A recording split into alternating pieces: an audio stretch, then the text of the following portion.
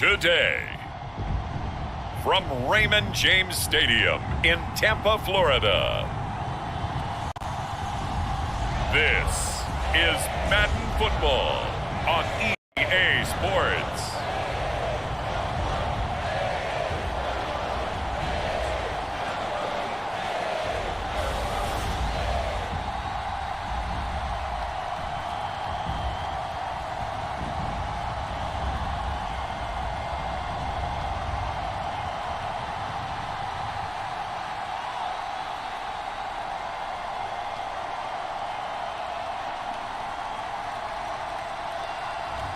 We'll see Tom Brady and the Tampa Bay Buccaneers taking on Dak Prescott and the Dallas Cowboys. EA Sports coverage of the NFL has us on the west coast of the Sunshine State. Downtown Tampa's the spot, Raymond James Stadium. With the echoes of cannon blast still ringing in our ears from the north end zone, the Bucs were introduced a moment ago, and they are all set as their guys will do battle with Dak Prescott and the Dallas Cowboys.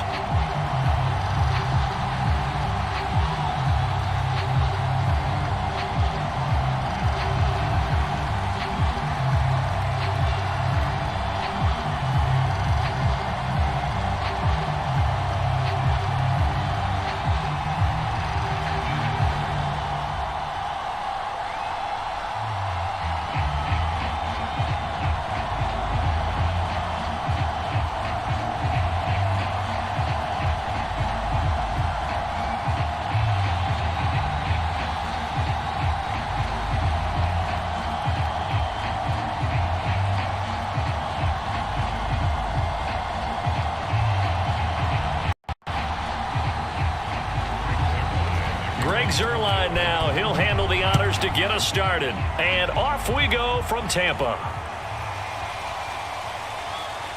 This fielded right at the goal line.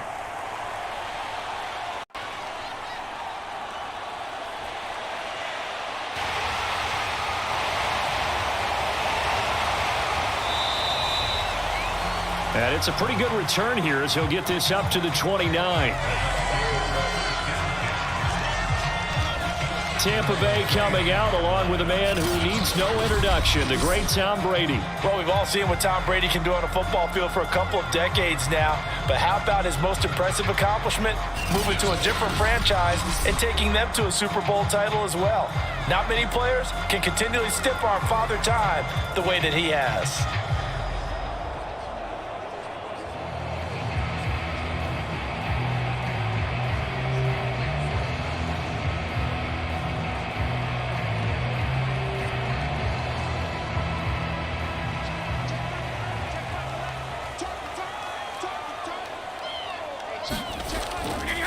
Brady now on first down.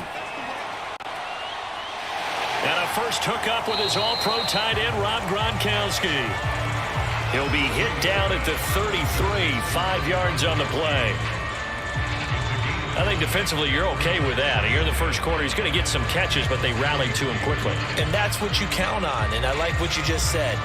First quarter, can you do it all game long? They catch it, you tackle them, they go down on the spot. Because when you're able to do that and you don't give up big chunks of yardage after the catch, now you put the offense in a position where every series they have to work hard to pick up first downs, and you tend to stall them out when you do that. And he'll be taken down, but not before they work it across midfield.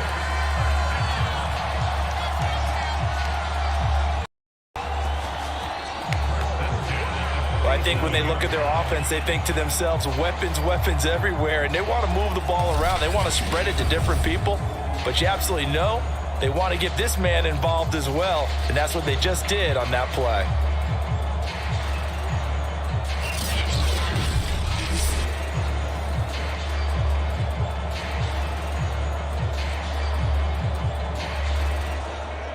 So from Cowboy territory now, here's 1st and 10 at the 47. A first carry for Leonard Fournette. And nothing much materializing there on the first down run. He'll get a couple, and that's it. Certainly a nice job there by the defense rallying to the football and getting him on the ground, but I think the play gets made by the defensive front because if they can't get upfield, their job is to go ahead and get low, almost get into a ball sometimes, stack things up, and make it difficult for the runner to find a hole. From the 45 on second down, Brady. And incomplete. Gronkowski the intended target, but now it'll be third down. By the way, I got to apologize because I just realized for about the last 4 or 5 plays, I'm eking over into your territory up here in the booth. My bad. I'm going to get back over to my spot. Yeah, we're not talking about our on-air commentary. I mean, what is all this extra paper? I mean, this is unusual for you. My bad. Normally you run a really tight ship. What's going on here? Just like that incomplete pass, I'm going to try to tighten things up here for this next play.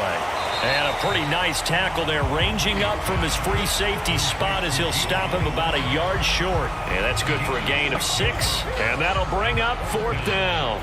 A short gain that doesn't get them the first down brings up a fourth down situation. Really nice job defensively. They knew where the sticks were. They got the stop before it.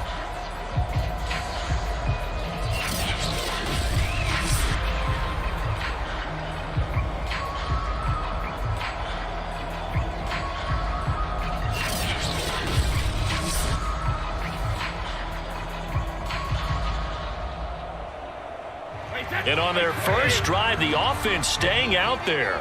They're going to go for it on fourth.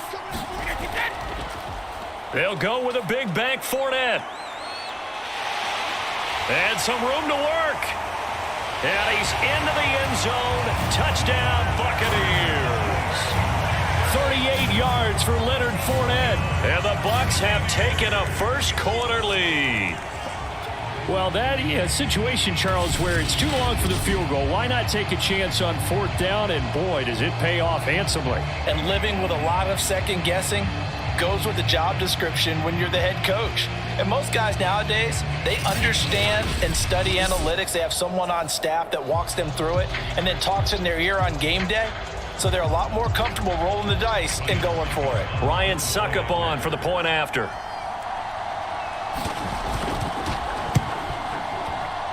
And that one gives the Bucs a 7-0 lead.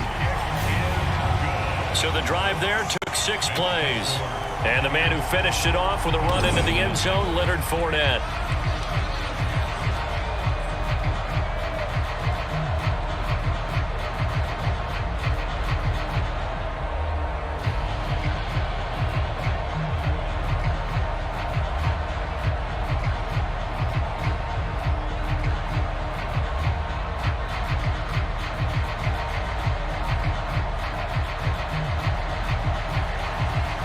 Following the touchdown now, it's Bradley Pinion on to kick this one away.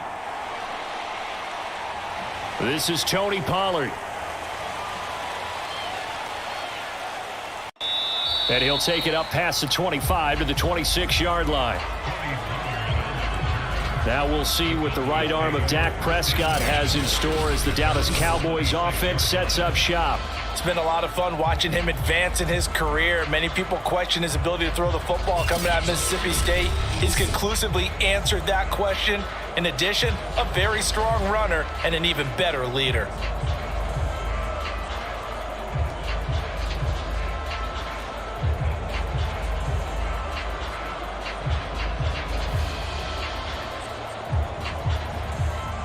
So Prescott and the Cowboys now with a 1st and 10 at their own 26. From the gun, he'll set up to throw. And this one quickly to Lamb. And he's taken down but able to slip across the 35. Defense gives up a touchdown the opening drive. Offense, you got to want to get out there and get those points back right now. And that's a sharp throw there to get this drive off to a good start. Line of scrimmage, the 37 on 1st and 10.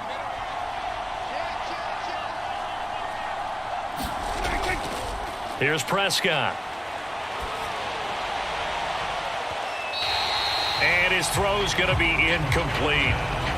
From the snap, he certainly looked like he knew where he wanted to go with the ball, but surprise, that guy was covered. So that took his attention elsewhere to no avail.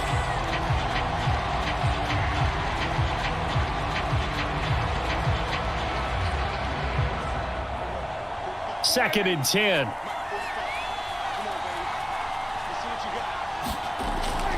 Now Prescott. He finds his target. It's Schultz. And this winds up a gain of 4 to the 41.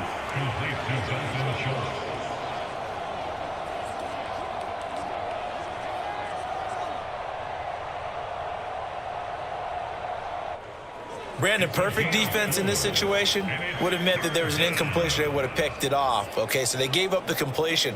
But I really enjoyed watching how the defense stayed in sync, stayed in great communication. And as he dragged across each zone, you see him pointing, communicating. There he is, and they passed him off to each defender. Ended up making a nice play, even though it was complete.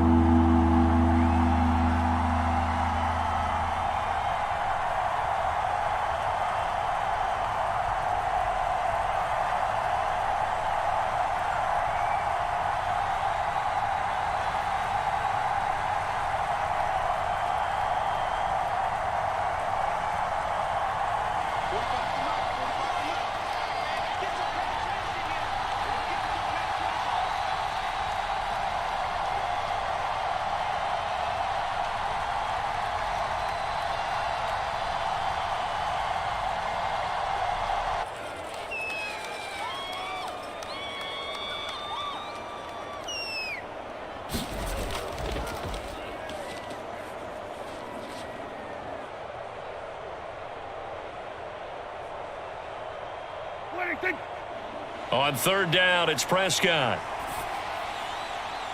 He's going to find Gallup here complete.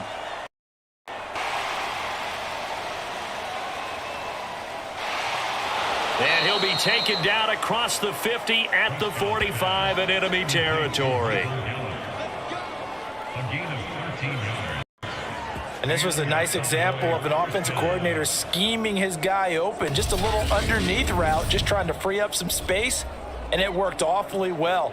Got him not just space, but plenty of room to run after the catch to pick up really nice yardage.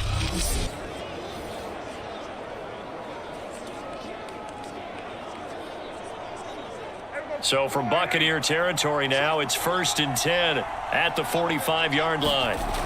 Prescott from the gun.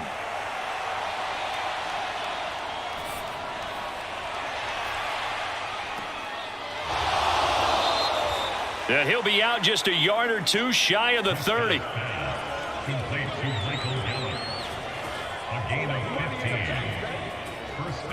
That was a really nice job there, stretching zone coverage by running that route deep enough before breaking it back towards the sideline and being open. And a precise throw for the reception of the first.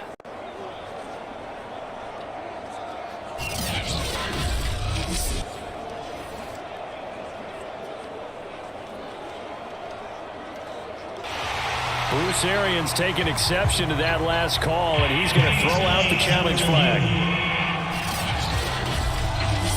Did he keep those feet in bounds? That's the question they've got to decide. And I got to say, watching it in real time, it was awfully close. Yeah, it certainly looked like a heck of a catch because he didn't appear to bobble it, which could complicate things.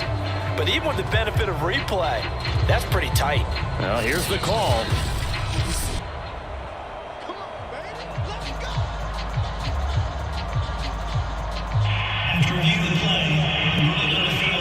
So not successful there on the challenge, and he'll have to be careful from here on out because he'll only have one challenge remaining.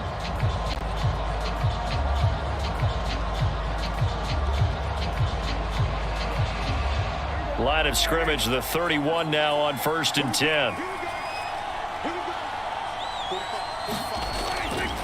Now Prescott.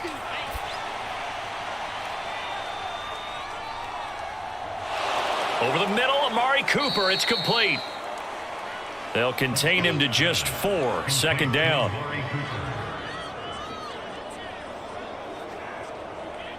One thing we do know, he's going to get his catches. So as they move forward defensively, got to continue to focus on not giving up the big play when he does catch the ball in the secondary.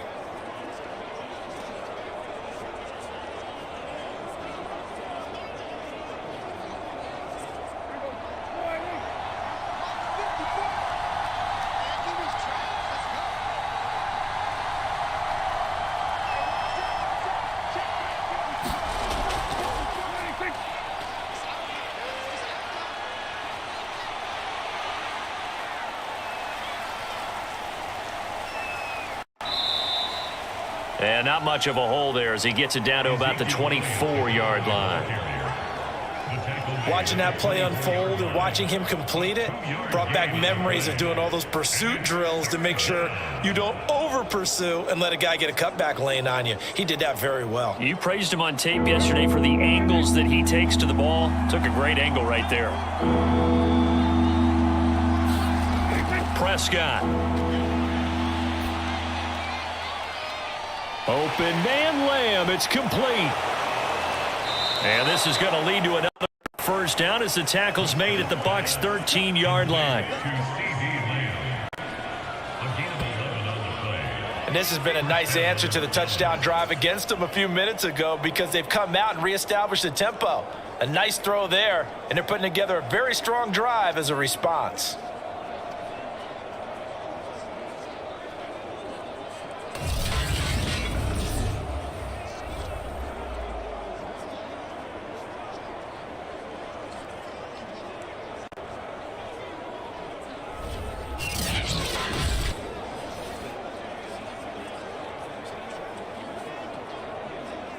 From the 13 now, they work on 1st and 10.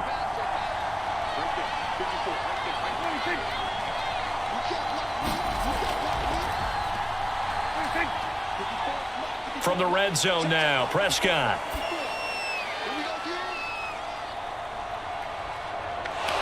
That is caught. It's Cooper for the Cowboy touchdown. Amari Cooper there to make the grab.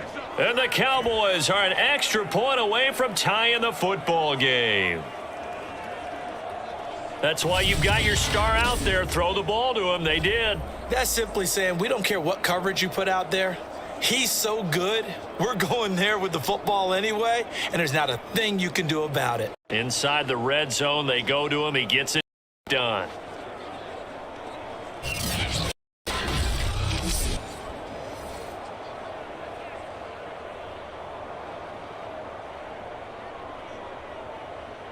Now Greg Zuerlein on for the extra point.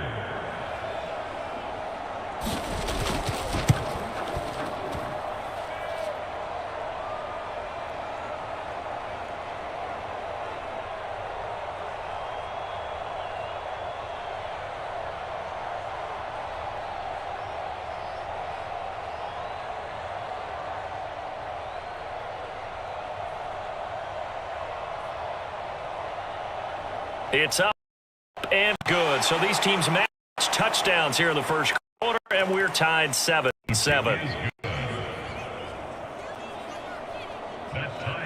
A good drive that time as they go 9 plays in all. And it's capped off with a Cowboys touchdown.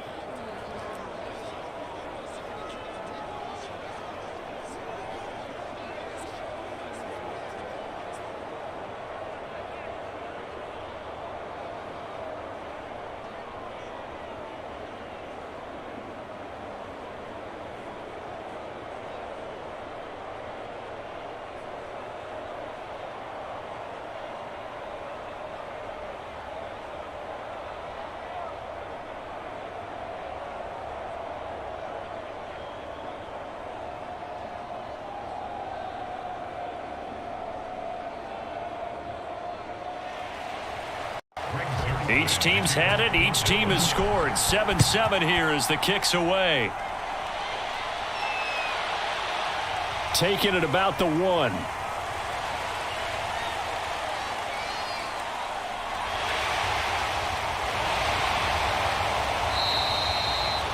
And up to about the 26-yard line, just across the 25.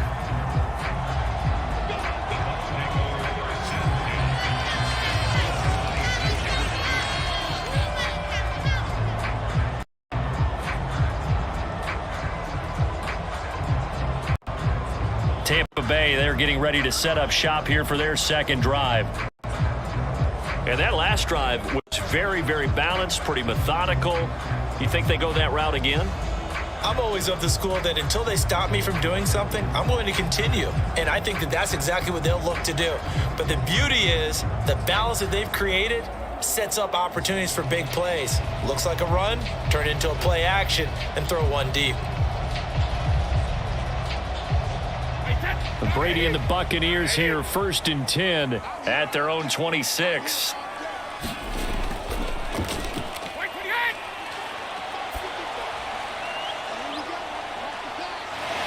Brady's throw pulled in by Gronkowski.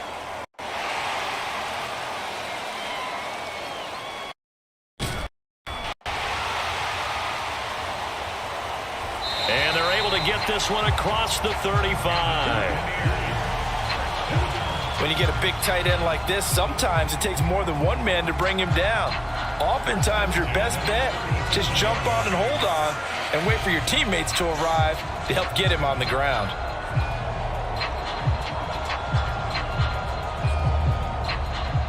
Line of scrimmage, the 37 on 1st and 10.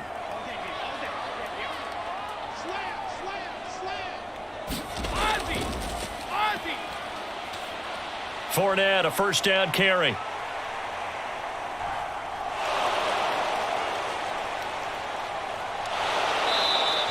And he'll lose yardage on the play back at the 37-yard line.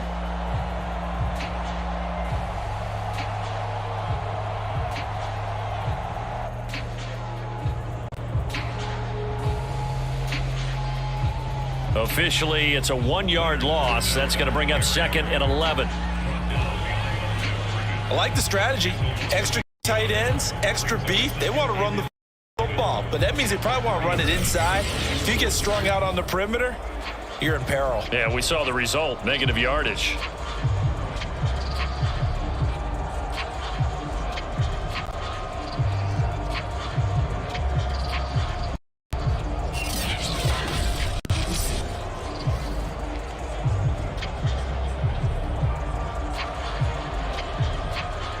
Looking at a 2nd and 11 now after the loss.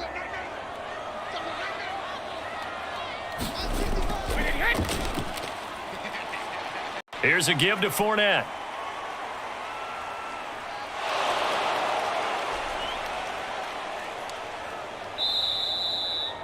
And this winds up a pickup of 2, maybe 2.5 to about the 39.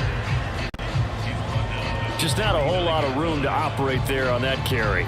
No, not at all. They did a really nice job staying in their proper places and not allowing any lanes to open up.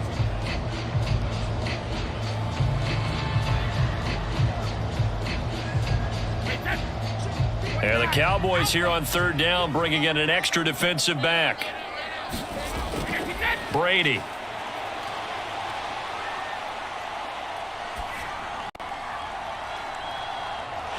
He's got it complete to Gronkowski. And he'll only get this to about the 44 as they stop him short of the line to gain. 2 yards is all they'll get on the completion. It's 4th down.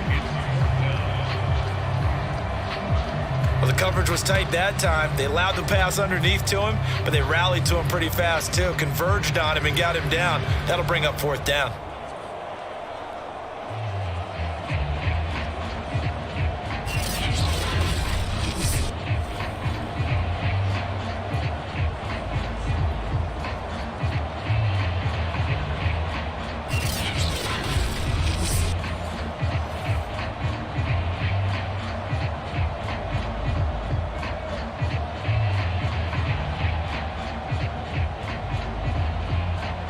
So on now is the Clemson man, Bradley Pinion, to punt this one away. CeeDee Lamb deep for the Cowboys.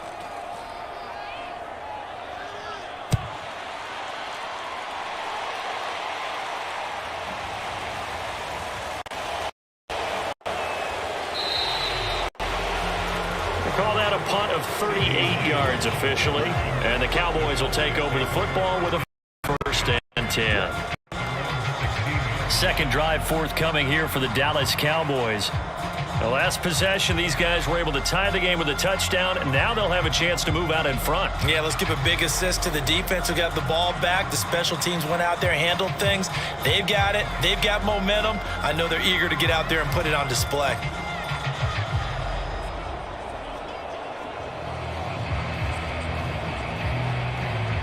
So Prescott and the Cowboys now with a 1st and 10 at their own 16.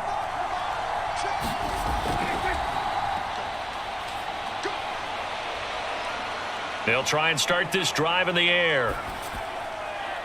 He'll find Lamb. That's complete. Give him 9 there on the first down completion.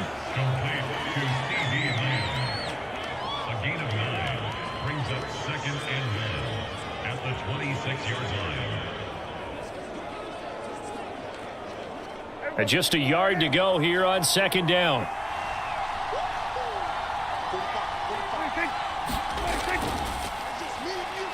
The give is to Elliott. And they'll bring him down at the 27-yard line. Now we're going to get a timeout. Appears we've got an injured Buccaneer. We'll check on his status when we get back.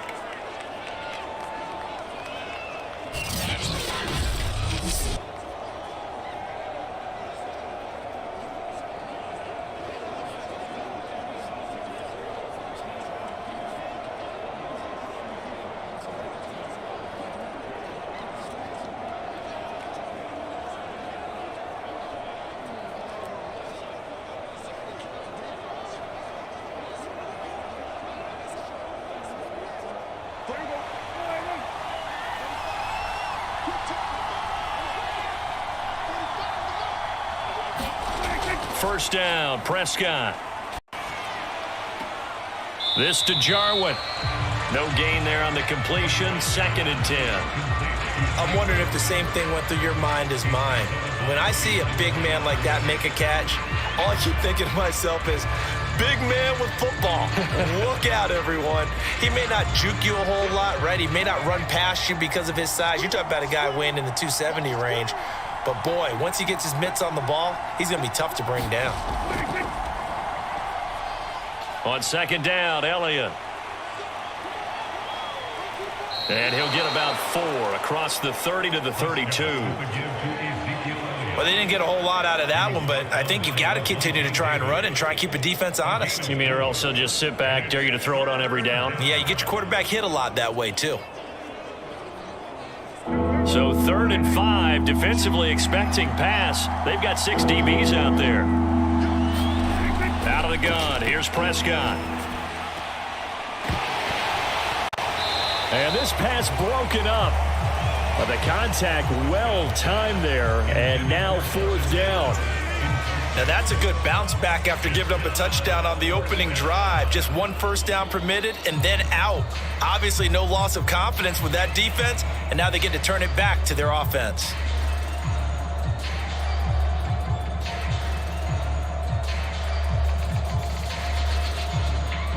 On 4th down, here's Brian Anger now to kick this one away.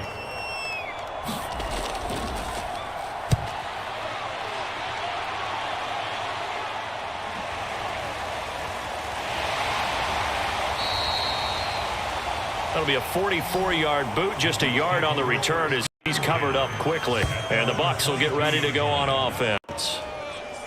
So out come the Bucs now. They punted last time they had it. What steps, Charles, you think they have to take to make sure they don't do that again? Well, let's just go to the football 101, the trade expression 101. Win first down. Make 5, 6, 7 yards on first down and make it a 2nd and 3, 2nd and manageable. Keep accumulating first downs that way. Keep moving the football. You don't want to get behind the sticks because then the defense has the advantage. Brady and the Bucs now with a 1st and 10 at their own 22. Throwing to start the drive. Brady. Looking middle. It's caught by Gronkowski. And he's got it past the 30 before he's hit and dropped.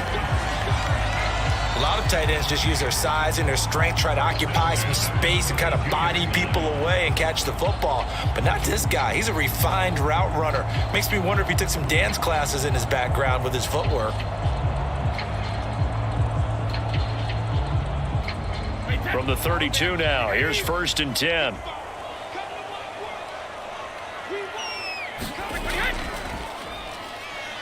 Now a first carry for Giovanni Bernard.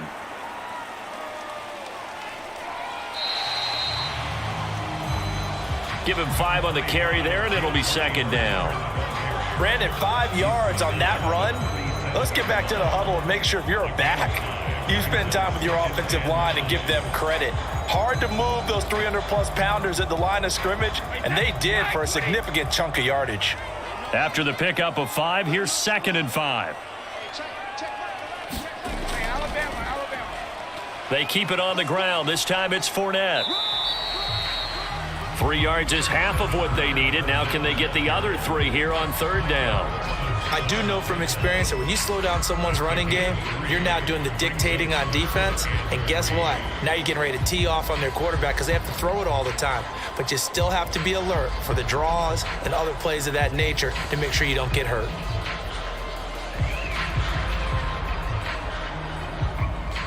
The heavy set out there. 3 tight ends in the formation for 3rd and 3.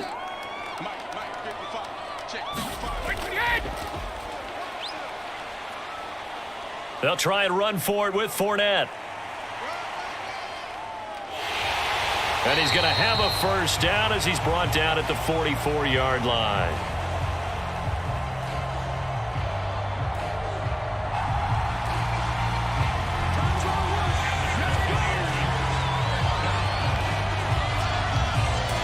Well, they came into this game saying it was important that they set the tone and show that they can run the football.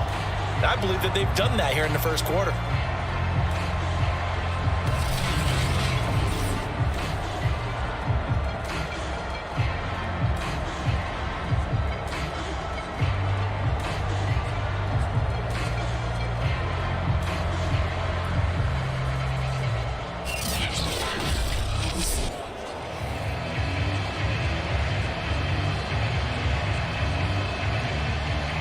A pair of 1st downs gives him a 1st and 10 up at the 44.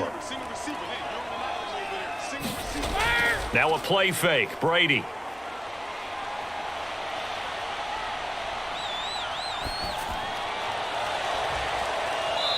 And I think that one might have been intercepted, but he will be ruled out of bounds. So this will go only as incomplete. Not only did he have a chance to scan the field there, it felt like he had a chance to scan it twice. The protection was that good. Unfortunately for him, the coverage downfield, equally good. So now 2nd and 10 after the incompletion on 1st down.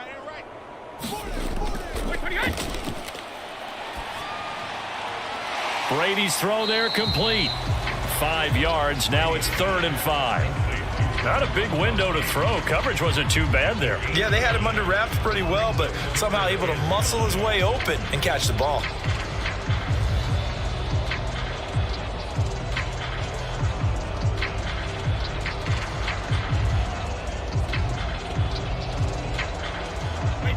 I spy a couple of extra defensive backs on the field for Dallas. Cowboys in the dime on 3rd. Here's Brady. Got his man complete over the middle. It's Evans. And he is going to have the Buccaneers 1st down as they're able to get the 3rd down conversion. I think it all came together there. In-breaking route, drove it with excellent pace. Money throw right there to move the sticks.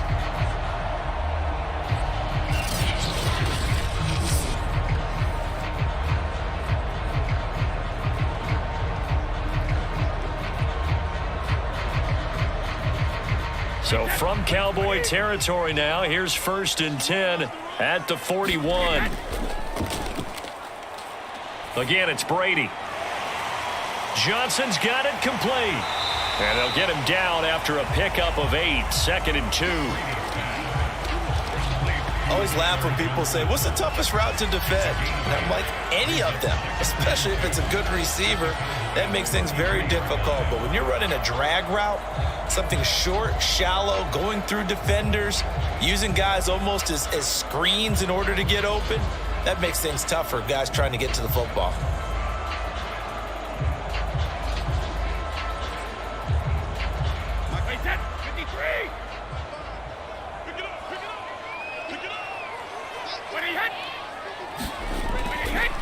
On 2nd down, here's Fournette. And brought down, but not before they're inside the 25. 58 yards rushing for him as he's got the afternoon off to a great start. Boy, some big runs here, Charles, already in this 1st quarter. Yeah, if the lanes are there, go ahead and exploit them. But what I like the most, how decisive he is, putting his foot in the ground and going.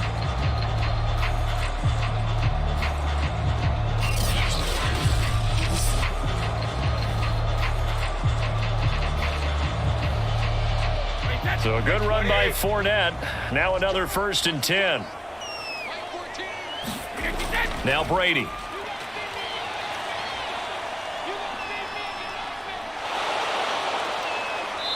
Pressure applied, and he's going to be taken down. They sack him back at the 33-yard line.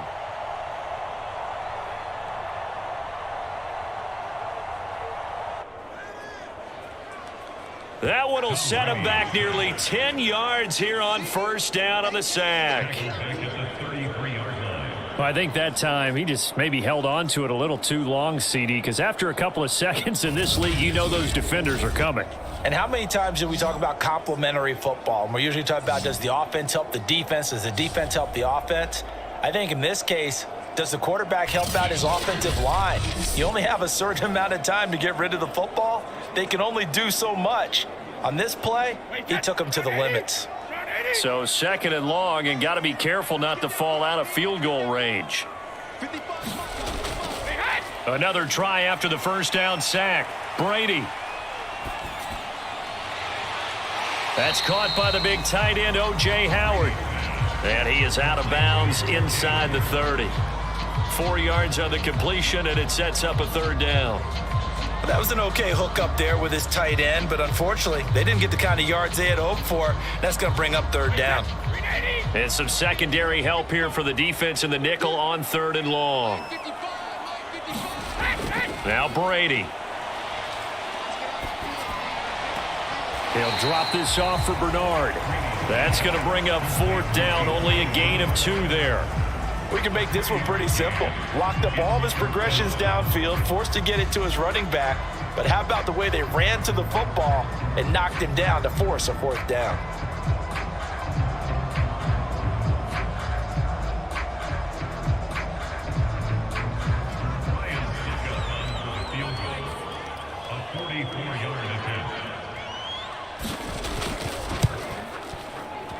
And Suckup will put this one right through.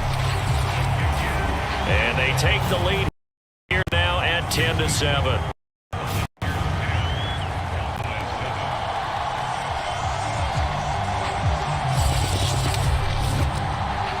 So a good kick there. They put the bow tie on it with 3 points. And let's face it, everybody wants a touchdown. We know that. But in the NFL, defenses are awfully good. You're not going to score each and every time.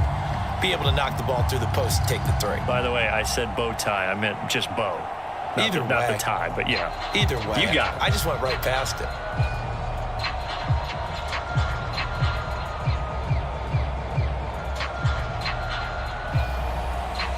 The punter Pinion now to kick this one away.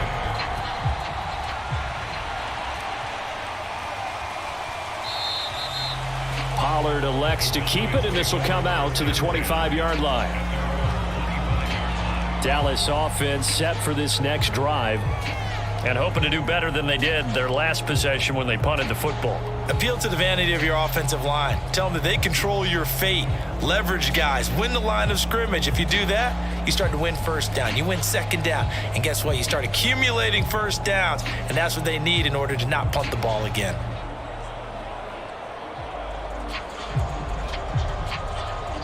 So Prescott and the Cowboys now with a 1st and 10 at their own 25-yard line. They'll come out throwing here to start the drive. He finds his man, complete. That's Schultz.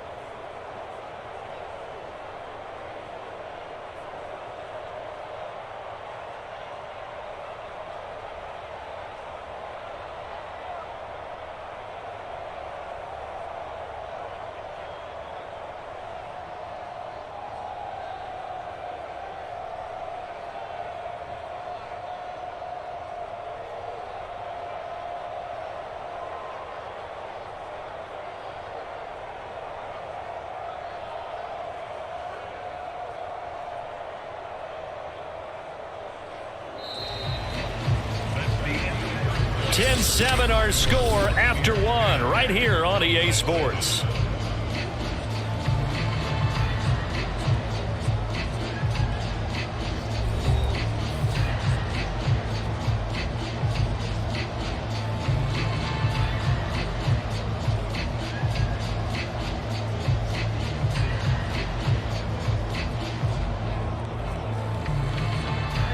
A good gain on first has him set up with second and just a couple of inches now from the 29. A give to Elliott. And he'll get it out near the 40 to the 39.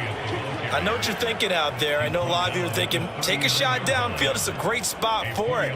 I'd say maybe later in the game, definitely in the second half. But right now, I think they were just trying to get some momentum built. Get a first down, pick it up, and keep moving. So from the 39 now, they'll come up on a 1st and 10. This is Elliott. And he'll manage to pick up about 4. It's 2nd down. Well, on every play call, you realize it's not going to go for a touchdown. So a lot of your calls are setting things up for maybe later in the game, trying to establish the inside run with toughness now, hopefully get to the perimeter later. And let's face it, you could do worse than a 4-yard run on 1st down. Following the pickup of 4, here's 2nd and 6.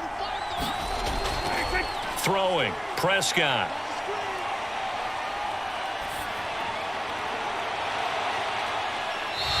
He's got his man. It's Gallup. And he'll be out of bounds just shy of the 40. People worry about throwing the out route because often it can get jumped, and that can turn into either an incompletion or an interception. But not on that one. Everything came together, and he catches it and goes over the sideline.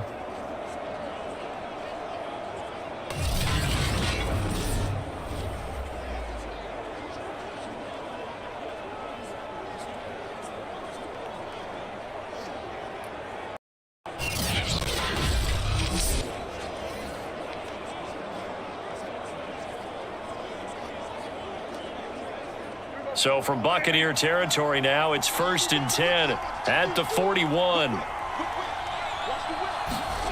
Prescott now. And he'll hit the slant route. That's caught by Cooper. And he's going to get this inside the 30. You can see the time and effort and thought that they put into their passing game because it was evident right there. It looks like a simple pitch and catch, but you and I both know that they have planned for this and worked hard to make it happen.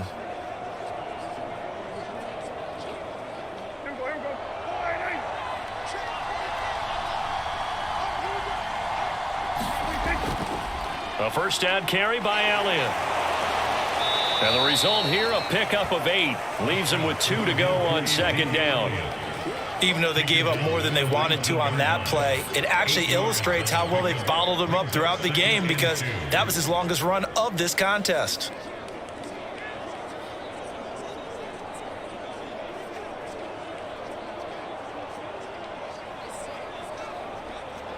Eight yards the tally on that 1st down run. Here's 2nd and 2. From the shotgun, it's Prescott. Dancing to his left. And stopped a few yards shy of the goal line at the 3. Certainly making his presence felt in both the pass and the run game. He's having an impact. Yeah, his first carry of the game right there. He had hurt him with his arm. Now he's showing that he can shuffle the puppies as well.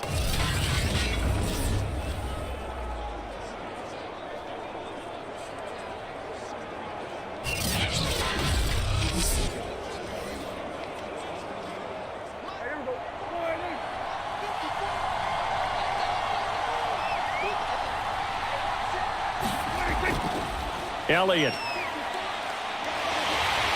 And he'll go backwards, losing yardage to the 5. It's a loss of 2 there, bringing up 2nd down. That's a really alert defense there because they saw the heavy look come in from the offense, countered it with extra linebackers who brought a little bit of speed and heft, and able to really make a big-time play for their defense.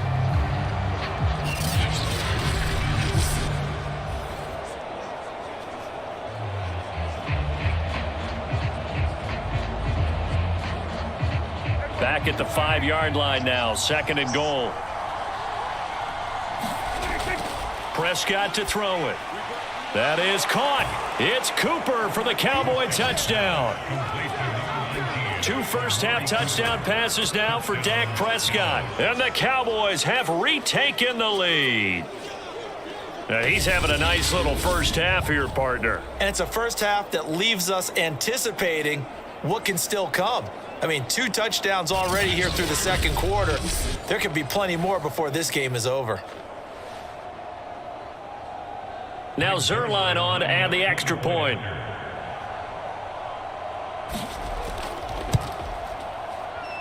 And that makes it 14-10. That time a 9-play drive. And it culminates in a Dallas touchdown.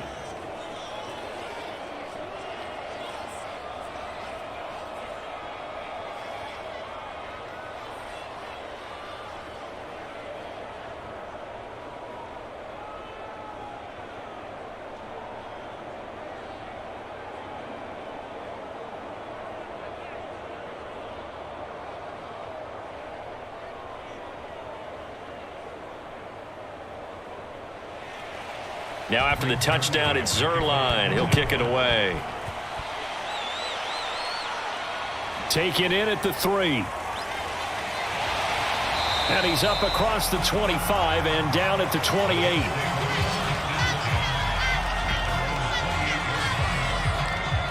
Leonard Fournette and the rest of the Bucs offense set to take over once more. He's been good. They've utilized him well, but they're losing here in the 2nd quarter. What might they change offensively? I think that what you try and do is expand how you get the ball to him a little bit. Get him out in open space, maybe swing the ball to him. What's that they used to call it in the West Coast offense, the long handoff? Yeah. Serve as your running play that way, as well as continue to feed him the football. Some of these runs now may pop bigger later in the game because of the effects of running it. Sometimes people, after a while, they don't want to tackle him anymore, or they get tired, or they get out of position, or he runs through tackles.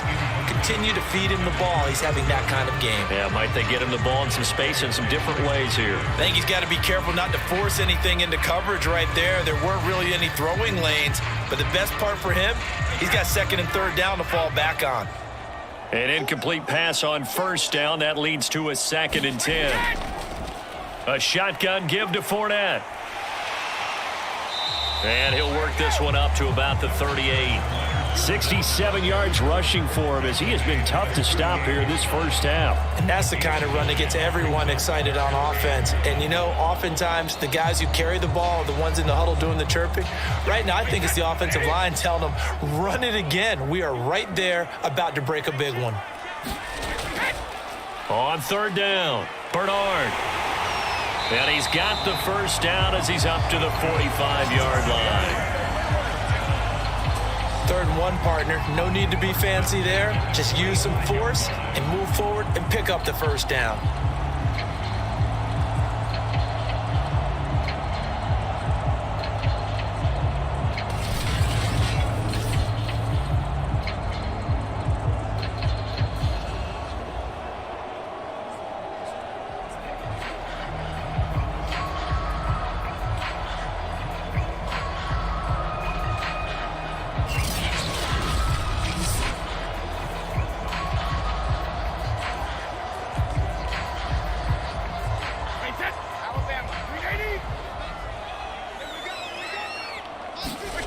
On 1st down, Brady. And this is caught by Evans.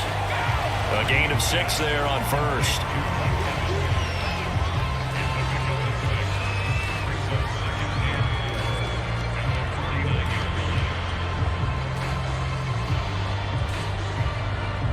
Four yards remain for 2nd down.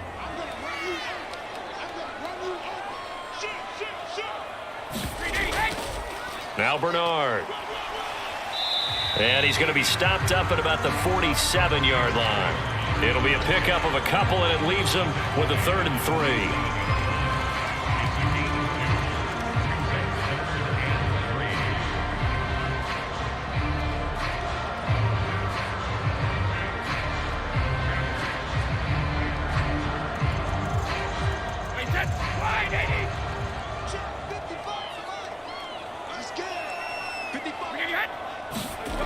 Throwing now is Brady. That's complete. It's Chris Godwin. And he is going to have a Bucs first down as they get 5 there on 3rd and 2. I don't care how many times we see it. I still get a kick out of watching quarterbacks and receivers do the pass tree in pregame warm-up. But I always remember that when we go to practices, we see that after practices as well. They really tune it up, don't they? They tune it up. They know why they do it for these situations. First down. And they build that trust, and that's why they're able to find him in this type of a situation.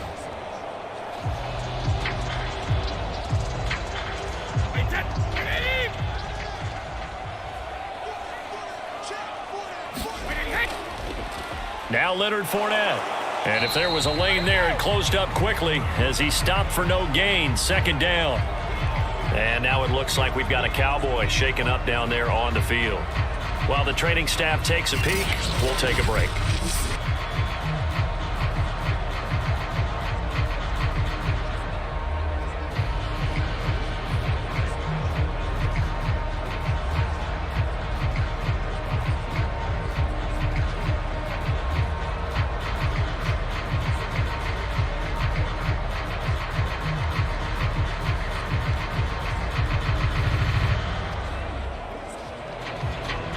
Here's 2nd and 10.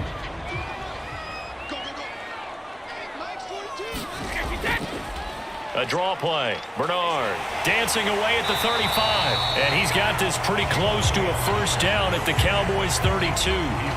9 yards, and that leaves him just short, so it'll be 3rd and less than a yard. I thought that was a good call. Passing situation on 2nd down. They hit him with the draw instead and pick up nice yardage. Yeah, because the draw, they're thinking pass when they see that initially defensively, right? But you know, in today's NFL, most of the time on 2nd and long, when it's a passing situation, pass rushers are out in the field and they're only thinking one thing, get to the quarterback. And oftentimes you can bypass them with a running play. I always appreciate runners who understand situations. That was just 3rd and inches. No reason to dance around in the backfield and try and break off a bigger play. Just go pick up the first down, and that's exactly what he did.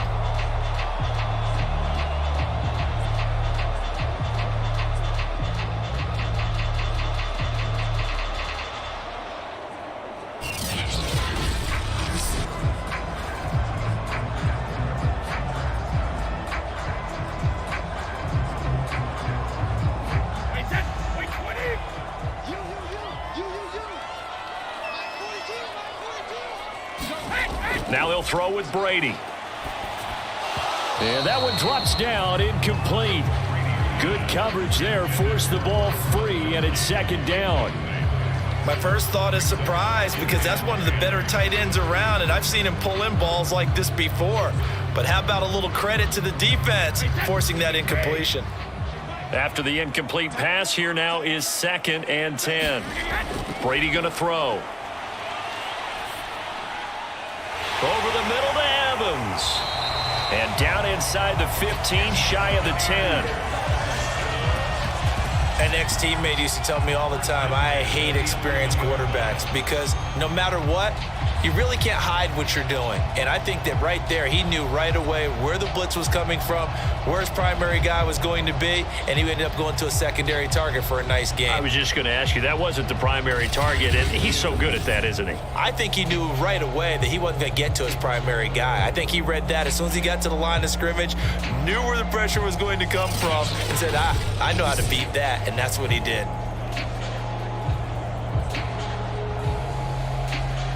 Now a 1st and 10 at the 11. To throw, it's Brady. He gets it into the hands of Gronkowski, complete. 3 yards the gain there, 2nd down. Completion was given up, but that's why you play zone defense, so that you can have people around the ball when it's caught, and you don't give up much run after the catch. It's 2nd and 7 from the 9.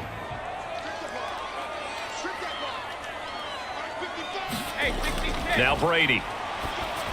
And this throw a bit late as he couldn't reach back for it. You've always been very good about checking my math. Am I correct? That's the first time that it's been incomplete when they've thrown it to him? Yes, he had caught every other ball coming his way. So they feel like they've got something really good going there, and they're going to continue to go there until the defense makes an adjustment and takes it away. Well, they finally made an adjustment there. We'll see if they can build on that stop.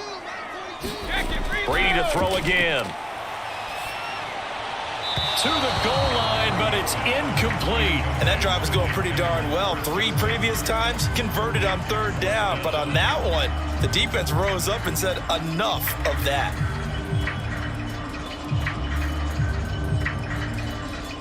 So out comes a field goal team now for the 2nd time here today. From the left hash, a chip shot here. Succop's kick is good. And the lead is down to 1 now at 14-13.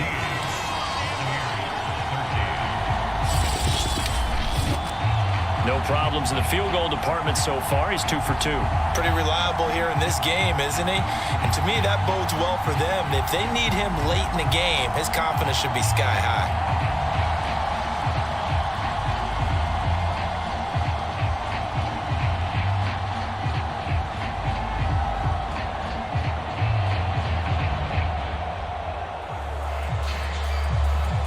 The punter Pinion now to kick this one away. Now Pollard. And he'll get it up past the 20 to about the 22.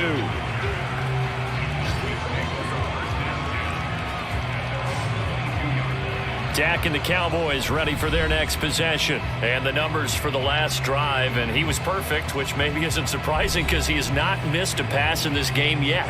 And it lets you know just how precise things have to be for a quarterback to be perfect, because that means the line's blocking really well. No one's dropping any of the passes thrown to them, and the quarterback is accurate. It's almost like a pitcher throwing a no-hitter or a perfect game, isn't it? He's the principal guy, but he needs a lot of help. Time to find out if he can keep that perfect game going here, partner.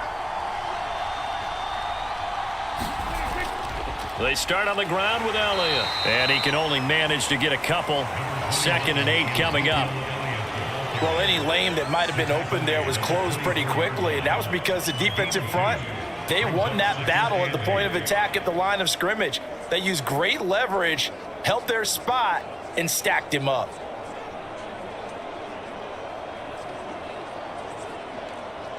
The last run got a couple. Here's 2nd and 8.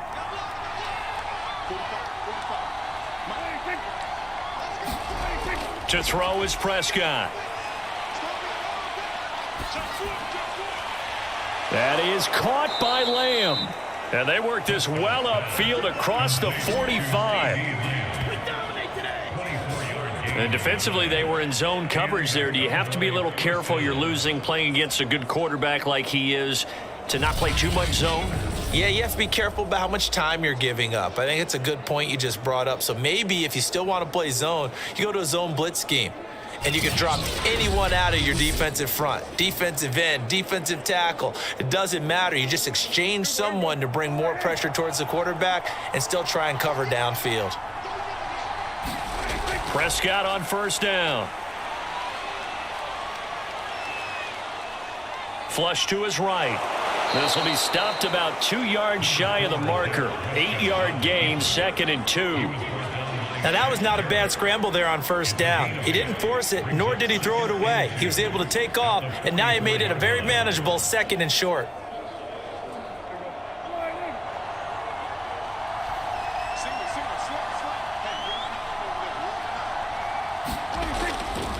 A handoff left, Elliott.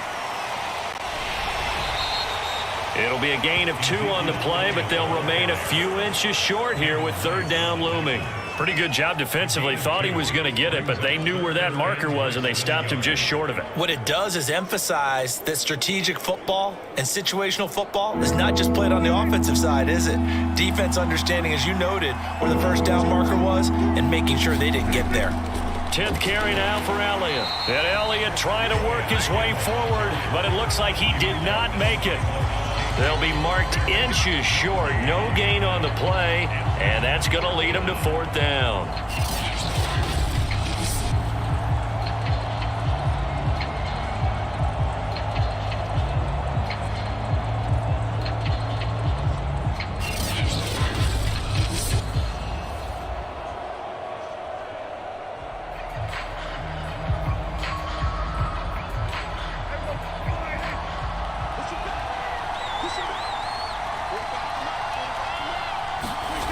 Here's Prescott. He finds his man, complete. That's Schultz. And he gets it to the 34, good enough for the first. And that's a big pickup of a first down. And you know that all week, both sides of the ball, offense and defense, are going through every situation. And in this case, the offensive guys had the right play dialed up because defensively, you work on fourth down situations as well. And deflating for the defense. They can't get the stop here. And he'll lose yardage on the play back at the 37-yard line. 2 yards the loss, 2nd and 12. And that's what I'd like to see out of this defense, a little fire, a little toughness. It hasn't been the best first half for them, but they did do a nice job there, forcing a loss on that play.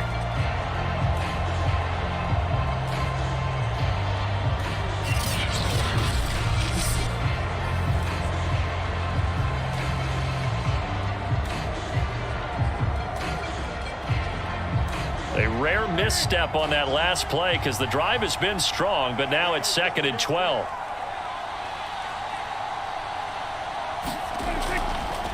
Draw play, Elliott. Nothing doing. Barely able to muster a yard to hit the 35. And the big fella stuffed that one up in a big way. I think doubling him has to be a priority because you can't move up to the next level if you don't take care of him first. A long way to go here on 3rd down for the 8th play of the drive. Looking to throw, Prescott. He's got his receiver, Cooper. And they are able to stop him, but he does take it all the way to the 2. A big connection on that one. 33 yards. Defender was right there in his shorts. Is that one of those situations as a DB where you just tip your cap and say, nice catch? Well, you're supposed to. But a true competitor, he's not tipping his cap at all. He's upset he still didn't make the play. If it's a 50-50 ball or a moment of truth, he's got to win more than his fair share of them as well. Probably especially angry because if it was incomplete, would have been 4th down. Exactly. They'll try to run it in with Elliott.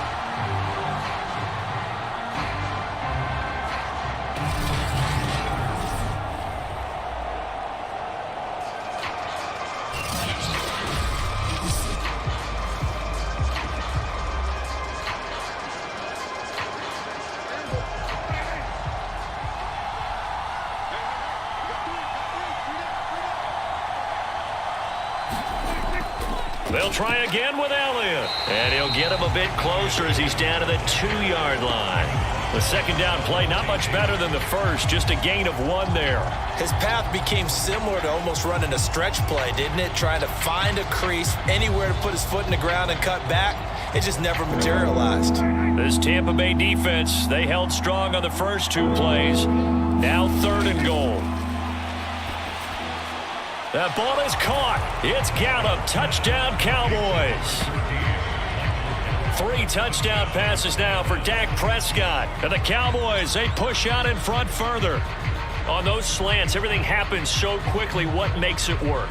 The timing between the passer and the receiver. In this case, a slant route ordinarily is probably about 3 steps before you go on the slant. In this amount of time, I think it was a 2-step deal. Boom, put his foot in the ground and got inside for the pass. Got inside for the pass, got inside for the catch and the score. Zerline good with a PAT. And the lead is up to 8. So that drive, 12 plays in length. And it's capped off with a Cowboys touchdown.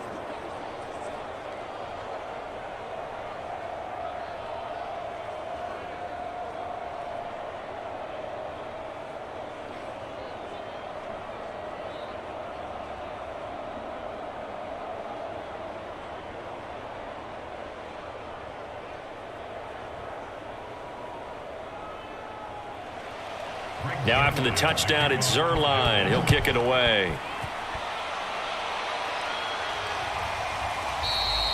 And he'll decide to not bring this one out as their drive will begin at the 25. Back now comes Tampa Bay. And last time they got 3 points, but it was a chip shot field goal. And when you go to the sideline after a chip shot field goal, maybe the offense not too happy. It's a balancing act, isn't it? Because you're exactly right. They're none too pleased that they didn't punch it in for 6 points.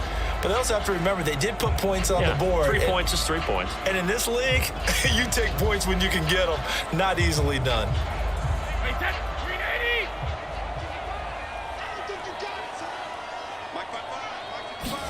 Brady now on first down. Throw right side, taken in by Godwin. Good strong throw and catch right there. And so far in this game, the alleys have been open for them to get completions, and they're taking advantage of it.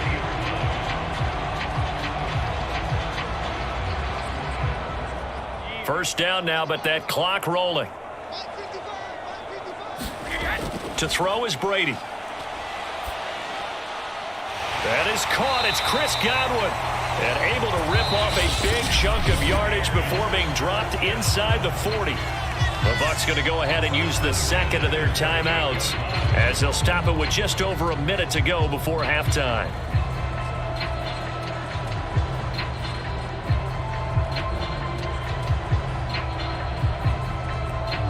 Back-to-back good plays have them on the move on first down. Brady now to throw. Wide open, Gronkowski. And he's going to get this down near the 20-yard line. My goodness, they've come out locked in on this drive. Play calling, execution, they are fully in sync. 3 straight passes, 3 first downs. They're moving the ball downfield almost at will. This defense really struggling to find answers.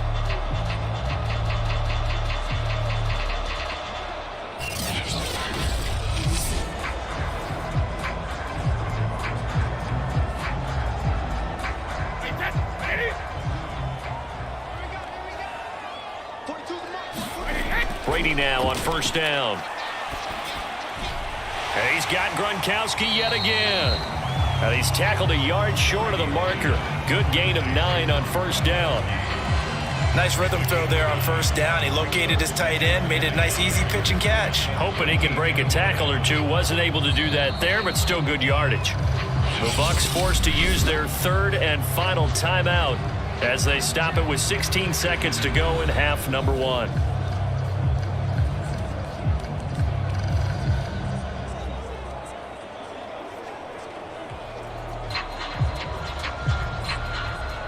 Here's second and a yard.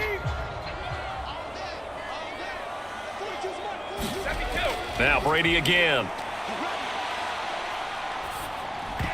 And that'll be incomplete with 11 seconds remaining now. He did a fine job there of not hitting him before the ball arrived, and I've got to tell you, you can often mistime that play because of the angles of approach. When you're going to get him, sometimes you panic as well and think, I've got to be there right now. Instead, in this case, timed it perfectly and knocked it free. Brady to throw on 3rd and 1.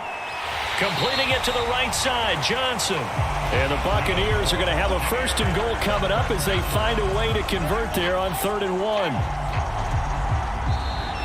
So we have reached halftime here with the visiting Cowboys out on top. As we toss it an hour or so east of here to Orlando, it's Jonathan Coachman with our EA Sports Halftime Report. Okay, right, Brandon. Thanks very much. And welcome in, everyone, to this slimmed-down version of the EA Sports Halftime Report.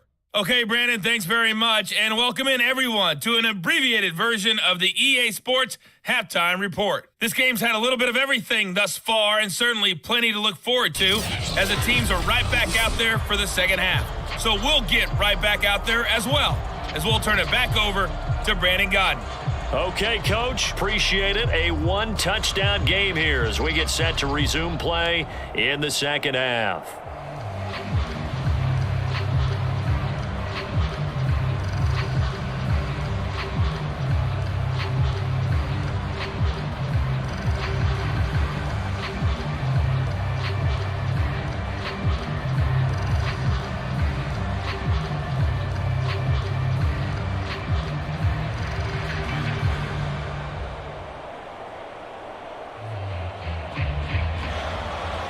The Cowboys will get the football first here, and they have the lead as well as we are underway in quarter 3. On the return, Tony Pollard from his end zone. And only able to get this to the 19, so probably should have opted for the touchback. Let's see what our player spotlight feature has in store with Dak Prescott. And a trio of touchdown passes so far. They've got the lead as well. All is good in their football world at this point.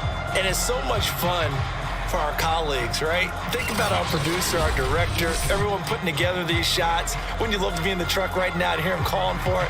Give me that one, give me that one, give me that one. And we just saw 3 beautiful touchdown passes. Now he's looking for 4. About set for this next drive by the Cowboys offense. And Charles, they've got the lead. Put your coaching hat on here now. What's the game plan for the second half?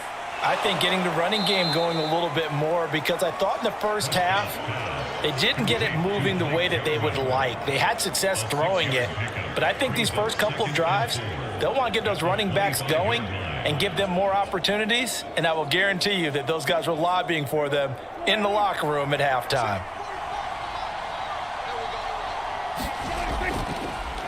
On second down, it's Elliott, and he'll be upended at the 28-yard line. Just a 3-yard gain there.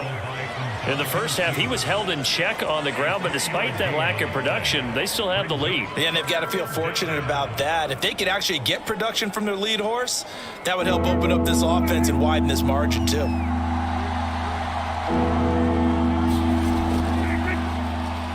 They'll run the option on 3rd and short yardage. Oh, Prescott stripped, and the Buccaneers have it. So turnovers, Charles, you figure will be key in the second half, and that's a big giveaway there. Yeah, and as you and I both know, coaches are always preaching ball security, and none more often than right here in the second half of a tight football game. Now you've got to believe what the coaches are saying and take care of that football.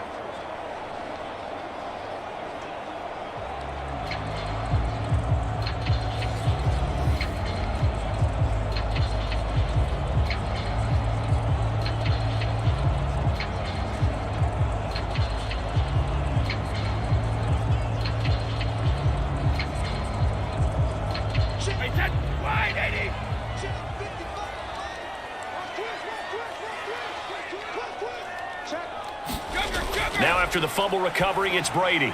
He completes it to Evans.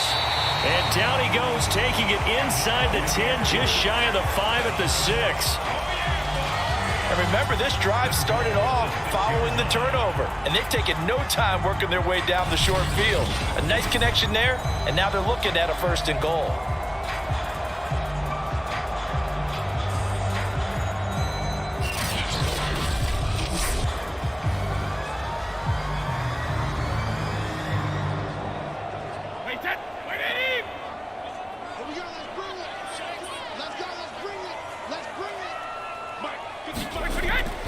They'll try and run forward with Fournette. And a minuscule gain of maybe a yard from the 6 to the 5.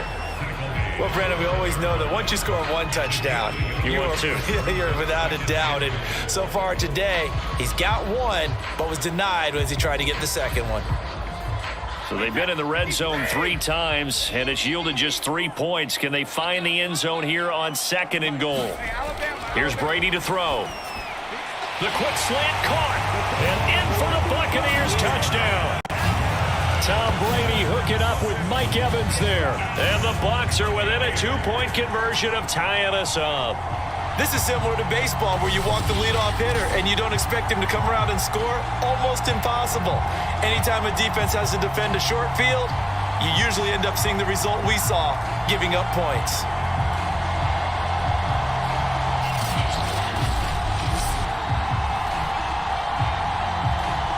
And now Coach Bruce Arians has made the call. His guys will go for 2.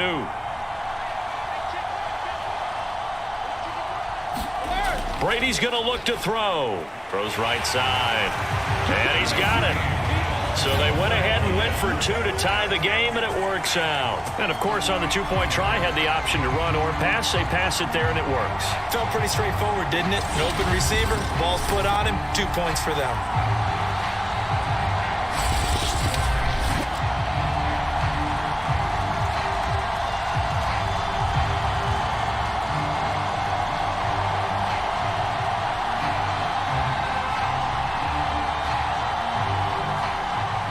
So we're right back where we started, all even as the kick's away. Pollard to return from the end zone. And ultimately cannot get this out to the 25-yard line as he's dropped at the 23. Possession of the football going back to the Cowboys. And last time, not only the turnover, but that turned into 6 points. They got to make up for that here. We always hear about empty possessions, but some are worse than others. So you can have an empty possession, punt the ball away, get yourself set to play defense. But when you turn it over, it changes momentum. And when they take it downfield and punch it in on you, that's a bad possession all the way around. Yeah, but you're hungry to get back out there, aren't you? You better be, because otherwise it's going to be a long day for you. They'll start the drive with Elliott. And not a lot of daylight, not really any daylight inside, as he's going to be stopped right at the line of scrimmage. Brings up second down. Sometimes with the running game, you've just got to stick with it. Look, it's the third quarter, no time to panic.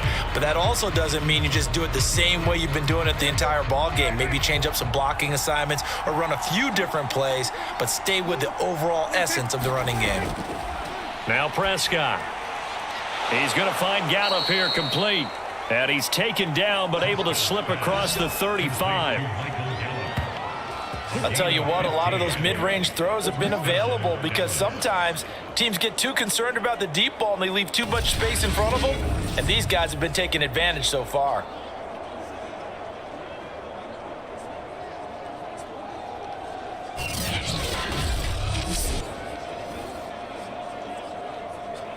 So here's a 1st and 10 at the 38.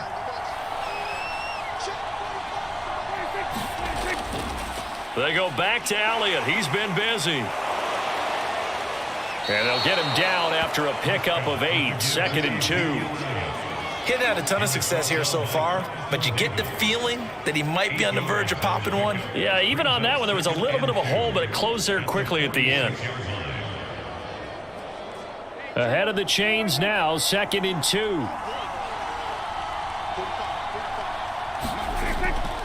Again, it's Elliott. And he'll get it out to midfield. Looks like, yeah, they'll spot it right at midfield at the 50. Most of their damage has been done through the air. I mean, they've rung the bell 3 times with passing touchdowns, but guess what? Ground game has not been neglected. Nice little burst right there.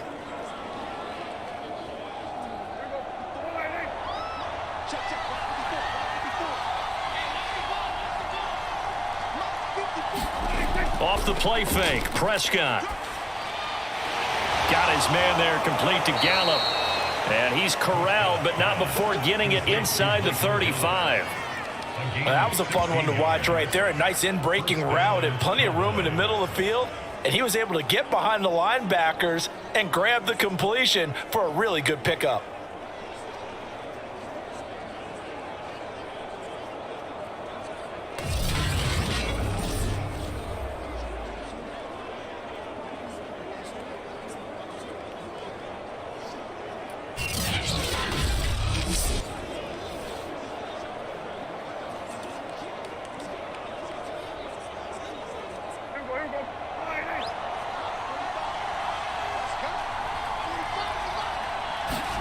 A 1st down throw for Prescott.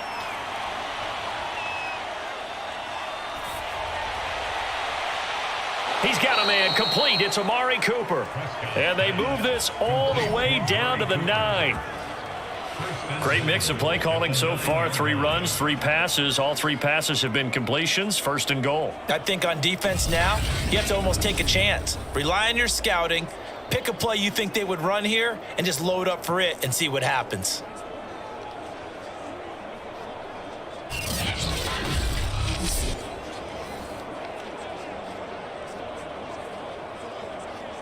Two big plays in succession. Not sure this D knows what hit him, but now they got to get ready. It's 1st and goal. Dak going to hand it to Elliott on the option. And he'll take it into the end zone for a Cowboy touchdown.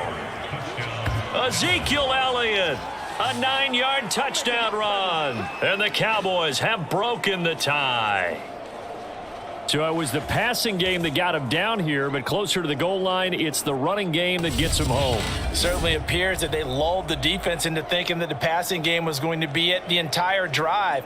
Nice change up there going to the running game to get them over the goal line.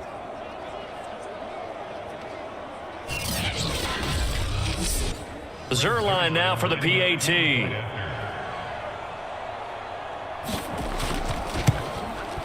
And it's good. That makes it a 28-21 game. So that drives 7 plays in length. And it culminates in a touchdown run by Ezekiel Elliott.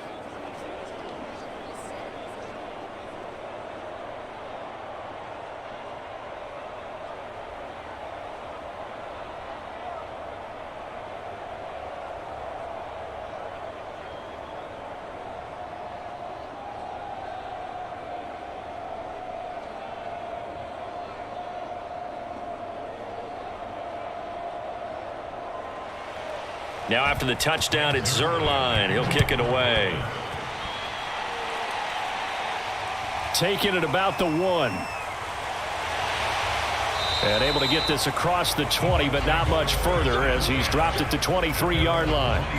Leonard Fournette making his way back out there. And there are the numbers. Got off to that torrid hot start. We thought he was in for maybe a career day. Not the case. No doubt about it. It almost looks like a misprint after what we saw in the first half. But let's give a little bit of credit to the guys on the other side of the ball. They went in at halftime, made a few adjustments. And you know what else? They didn't lose their confidence in their ability to play. Because a lot of times you get beat down in the first half, it gets ugly in the second half. They've come out with a new resolve and a renewed determination. The Bucs offense set to begin their next possession.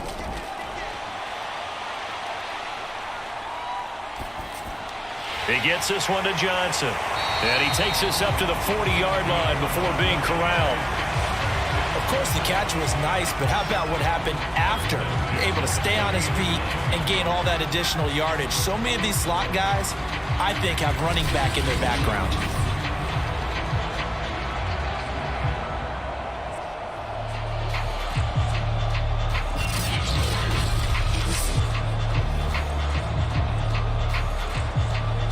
So quickly all the way up at the 40-yard line.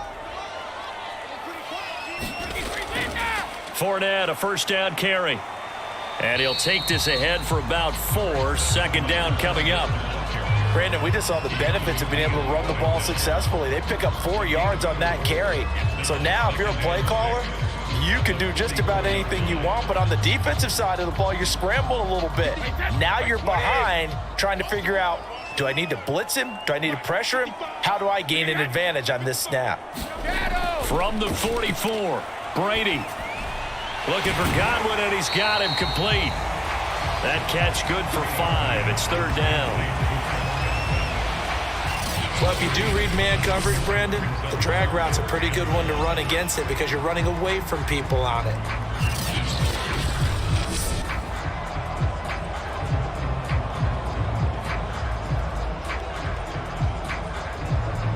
Heavy set out there on 3rd and 1. They'll try and run for it with Fournette. And able to pick up the first across midfield to the 47. Well, someone's been having a good game so far, and you know something? A lot of it's been power running. They decided to turn him loose again on 3rd down, didn't they? They did indeed. He delivered the tough yards.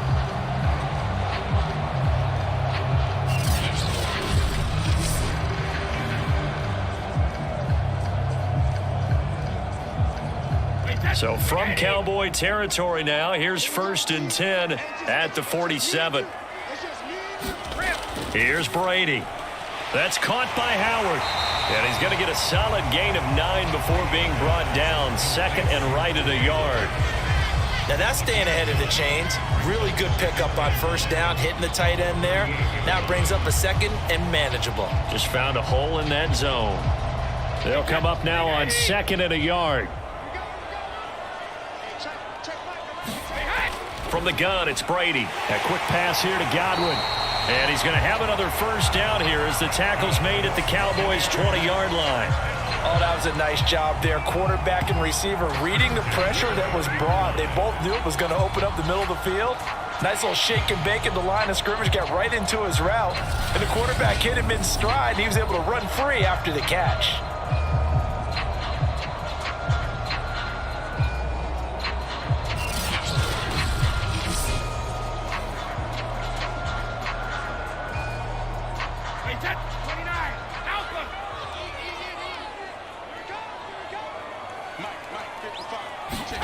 Into the red zone, it's Brady. And now a fumble. Brady loses the football, and the Cowboys have recovered. I know one thing, the team that had the ball and was driving, they're going to feel horrible. But the team that was on defense, I think we got to give them a little bit of credit, able to hang in there and force a key turnover. In the red zone, though, had a chance to tie it and an opportunity missed. Here's the Dallas offense now heading back out onto the field. And for them, a touchdown their last go-around. Obviously, they'll be hoping to do that again. And when you start plotting for this drive, when you start thinking to yourself, okay, what are we going to do? You don't go away from what you did before because that worked, but you have to be prepared for wrinkles and counters because you know they'll make some adjustments. So Prescott and the Cowboys now with a 1st and 10 at their 35-yard line. They'll try and start this drive in the air. He'll find Lamb. That's complete. And he'll be taken down, but not before he works it past the 50. As they began this drive, I was wondering how they were going to attack since they're playing with the lead. Would they continue to try and push the ball downfield? Well, after one play, it appears that the answer is yes.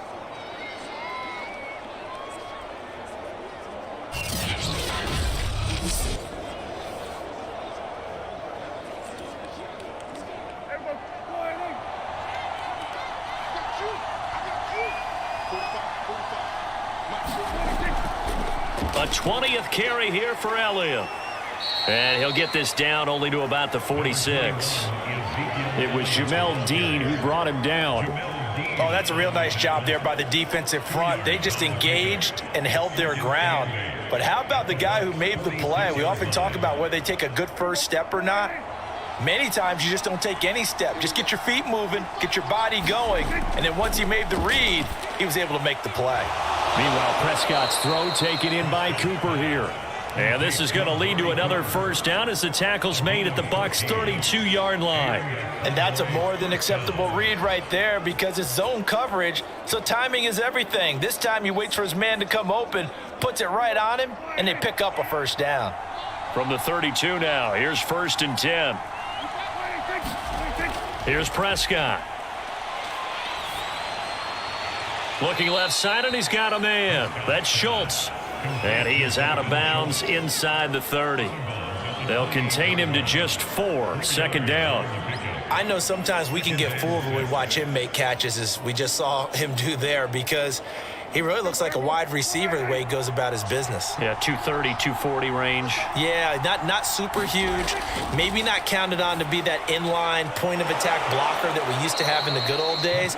But you can flex him out. You can run wide receiver routes with him. You can make him a primary target, and that's how he'll shred the defense. So with a yardage on that completion, he's now right at exactly 300 yards on the game. And isn't that the magic number you get? All right, 300. That means it's going to go on a commemorative football to put on your mantle when they give you the game ball if your team wins. So much confidence flowing through him right now throwing the football. I think it's permeated itself throughout the entire team. They feel good about what they're doing. And they'll bring him down at the 13-yard line. Antoine Winfield up from the secondary with the tackle. That's a strong pickup right there on 1st down. And as this drive goes on, we're seeing an offensive line and running game imposing its will. Working with 2nd and 5 now. Zeke going to get it on the option. And he's going to get about 4 down inside the 10 to the 9. Well, you certainly have to give a little credit here because they're playing this game now at their pace. This is ball control football, sustained runs, taking their time and making it work. This will be play number 7 on the drive. 3rd and a yard. They'll try and run for it with Elliott. And he picks up the first as he's able to take it down to the 7-yard line. Well, this has been a long drive. In fact, it's eaten up a good chunk of the third quarter, which is precisely what you want when you're playing with the lead. You control the football, you control the clock, and impose your will on the defense.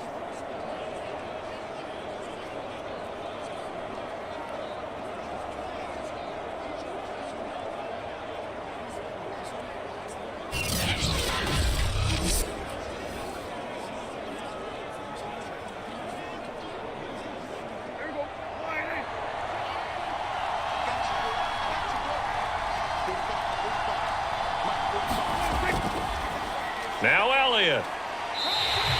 That sends him 2 yards in the wrong direction and leads to second down. Well, it's apparent the defense understands the situation. They have to keep them out of the end zone here. That's a great start by them. A loss on that play. Can they force them into a field goal attempt and still give their offense an opportunity?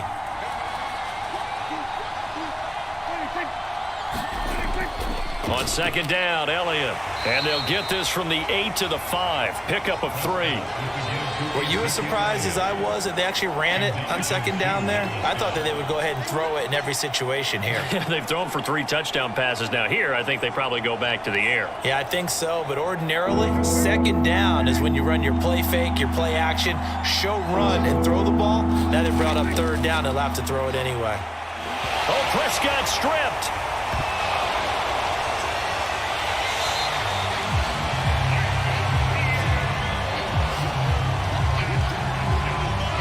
Bad place to fumble down here in the red zone. At least they got it. They'll have another shot. Or no, they won't have another shot. It's going to be fourth down. Maybe they can at least salvage 3. And they were thinking 6 points because at this position of the field, it's go time, right? You take your shots at the end zone. They weren't able to do that one. So you look over at the sideline. There's the head coach saying, oh, heck, kick it. Field goal time. So now Dak Prescott off. Greg Zuerlein on for the field goal.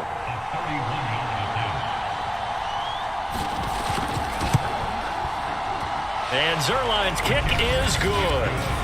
And that will extend their lead even further. So after 4 touchdowns in the game for this offense, this time they're forced into taking the 3. But you did mention 4 touchdowns, right? So 4 out of 5, not too bad. I think that's a pretty good record for them.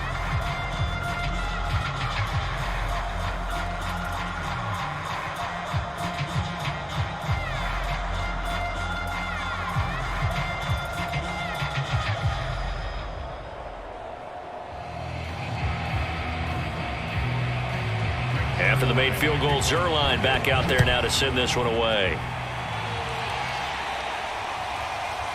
And here comes a return from just beyond the goal line. And he'll be stopped up at the 25.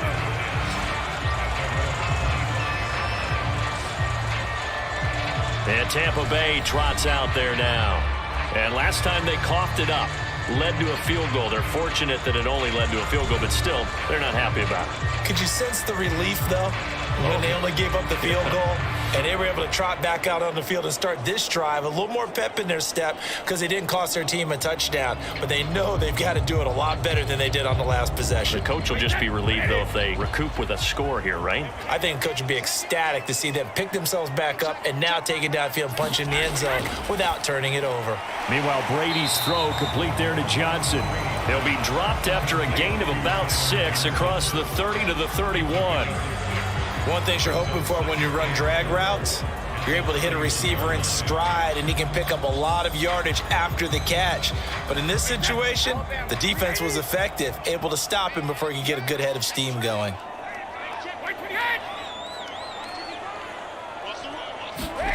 From the 31, Brady. And that is incomplete. A lot of force bearing down on him there. He could not hang on. It's third down. He did an okay job of absorbing the hit, just couldn't secure the football through the catch. And he was right there on the spot and forced the incompletion. That's something defenders work on all the time. If you're there, make the contact, but continue to work your way through the receiver so that you can't possess the football and turn it into a catch. This offense in desperate need of a conversion as they come up on third down. Now Brady. Over the middle, complete. That's Johnson. And he is going to have the Buccaneers first down by about a yard. It's a gain of 5 on 3rd and 4.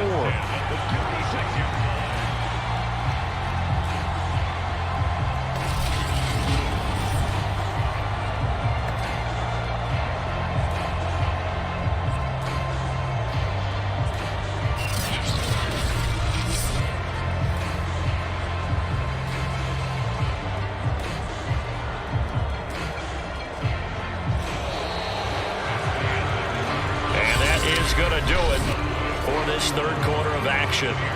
You're watching the NFL on EA Sports.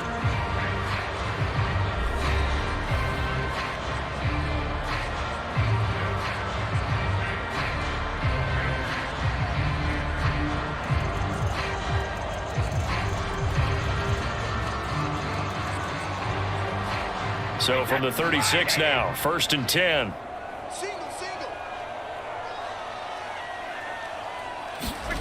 Now Brady. He's got it complete to Gronkowski. 3 yards the gain there, 2nd down. This possession means so much for them. They've got to focus on this drive and find a way to make this a one-possession game. Yes. Got to get a score. Yeah, so good with a field goal. Don't necessarily need a touchdown.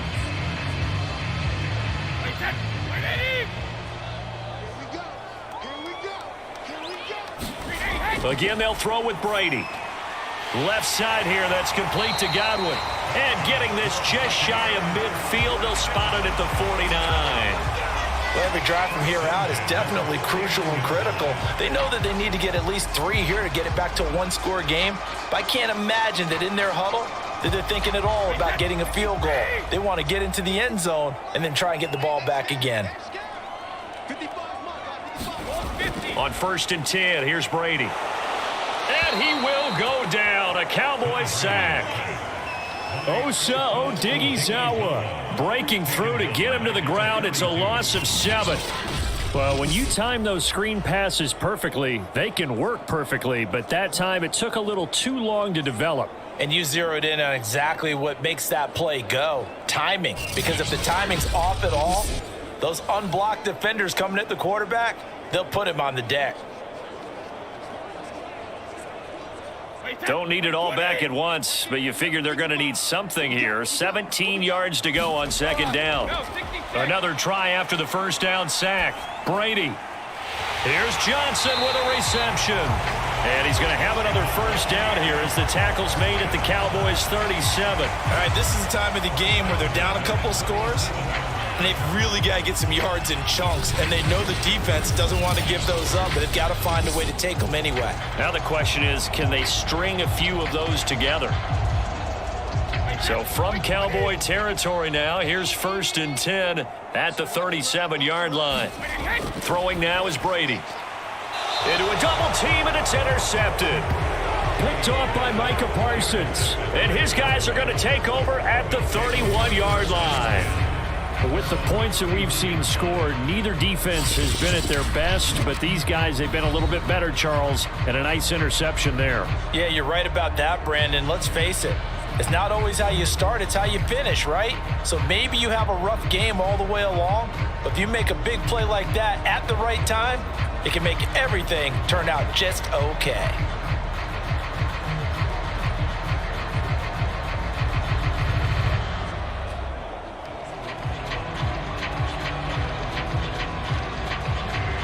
About set for this next drive by the Cowboys offense. They have to like the position that they are in. 4th quarter, 2-score lead, and now the ball back after the INT. To the left side and complete for Amari Cooper. And he'll be tackled right on the chalk of the 45. The passing game continues to be their friend. Even with a stable lead here in the 4th, Charles, they're going back to that well. Yeah, with their overall philosophy, you know that they trust their quarterback. He's been able to throw it well. They continue to throw these safe passes. Who can blame them? Meanwhile, Dak's throw taken in by Jarwin. And he's able to take it across midfield before going out of bounds. 7 yards, the pickup there. Another nice pickup through the air, and I think a lot of people might expect them to run the ball in this situation, Brandon, but with this lead, they're electing to throw the football. Swings, slants, quick outs, things that they consider safe. working with a 2nd and 3.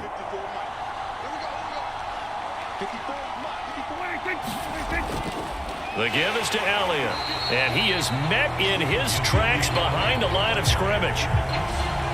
2 yards the loss, and now they go from 2nd and 2 to a tough 3rd and 4. Brandon, it's clearly a running situation when you're up in the 4th quarter.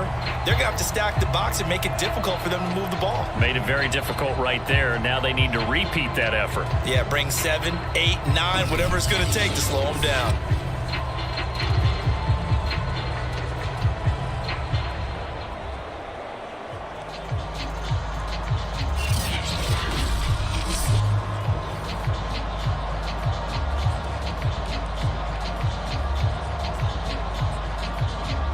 The Cowboys on 3rd down. They've had good success, 5 for 8 to this point. This is 3rd and 4. Play action now. Prescott got an open man, the tight end Jarwin. And he will have a Cowboys first down by about a yard. It's a gain of 5 on 3rd and 4. Well, clear running situation. Try to take time off the clock. You ran the previous play, set that play action up nicely. Boy, did they ever, because they had shown the ability to run the football. So now you lose your keys as a defense. You dive for the running play, and they hit them over the top.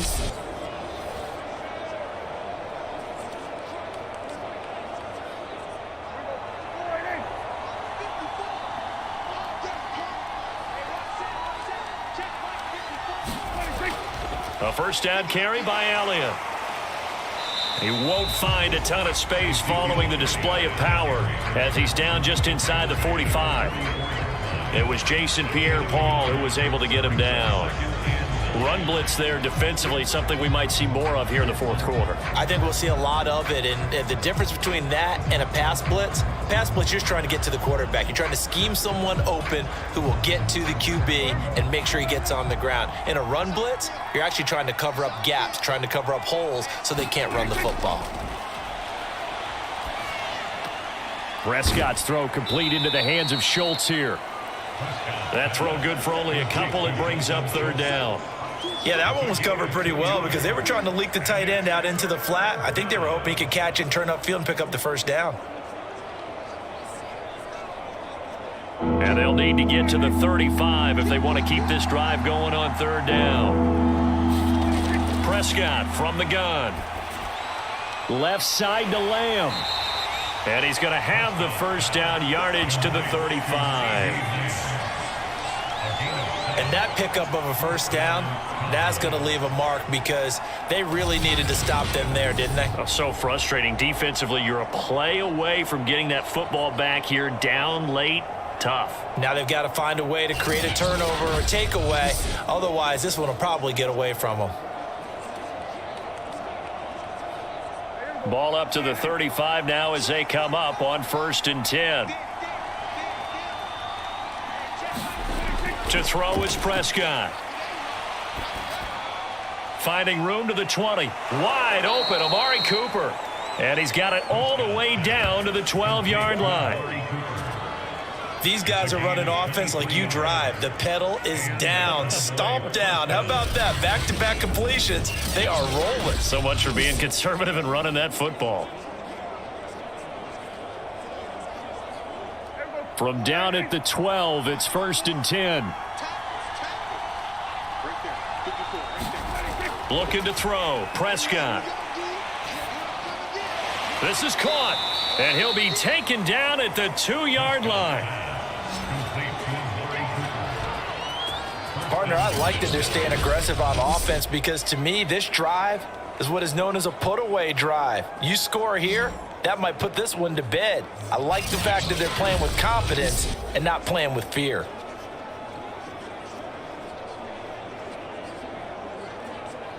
A good chance now to put this game on ice. This is 1st and goal. Elliott. And he pushes forward but comes up short of the goal line as he'll get a yard down to about the 1. Well, they certainly had success throwing the ball in this drive and not as much running it as we just saw once again on that last play. Stopped after a very short gain. But I wouldn't abandon the run totally because otherwise, pass rushers just tee off on your quarterback. Makes it very, very difficult for him in that situation. Again, it's Elliott. And he is into the end zone for a Cowboy touchdown. Zeke Elliott able to find his way in from a yard out. And the Cowboys will add on to their lead. An important score there, CD, and now an important extra point because it would make it a 3-score game. Love the math there, and at this point in the fourth quarter, look, we all need next-gen stats, right? We all use them, but we don't need them here, do we? Because that means it's almost a certain victory.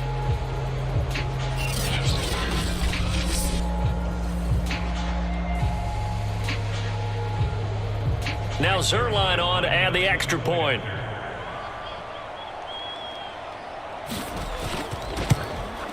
And he's been a busy man, 5 for 5 now as he knocks another one through to extend the lead. So that one a long 11-play drive. And it culminates in a touchdown run by Ezekiel Elliott.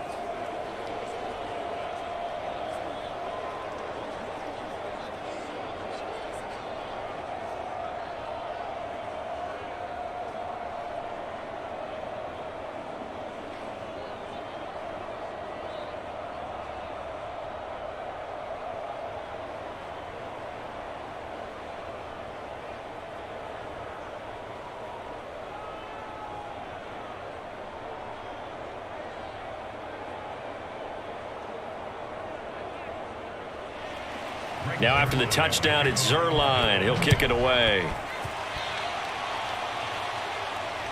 Fielded just outside the goal line. And they will wrangle him down a couple yards shy of the 30.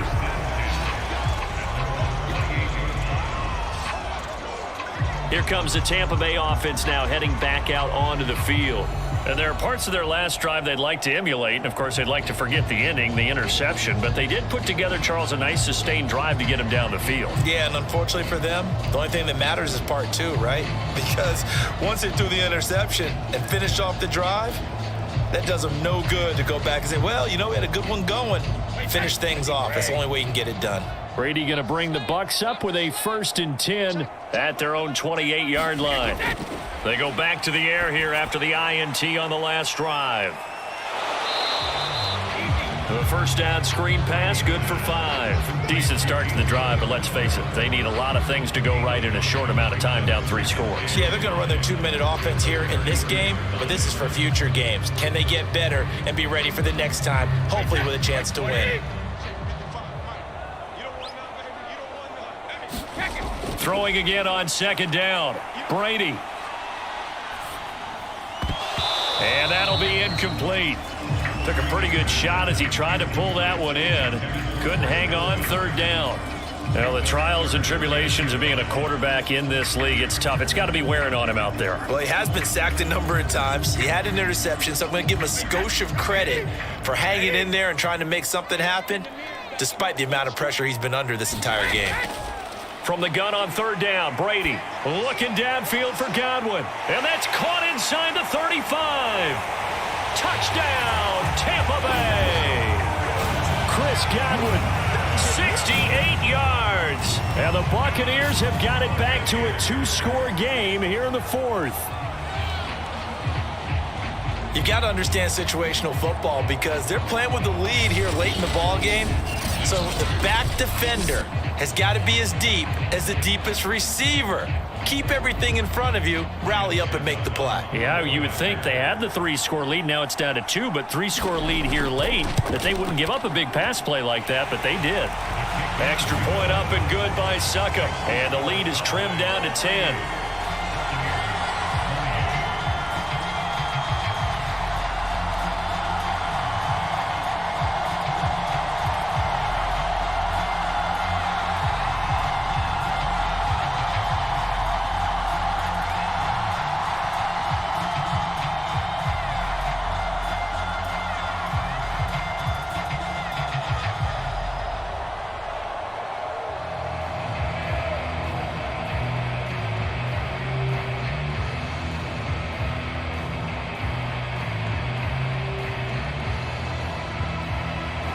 Now Pinion with the kickoff honors following the touchdown. Now Pollard. And out a little across the 25 to the 27.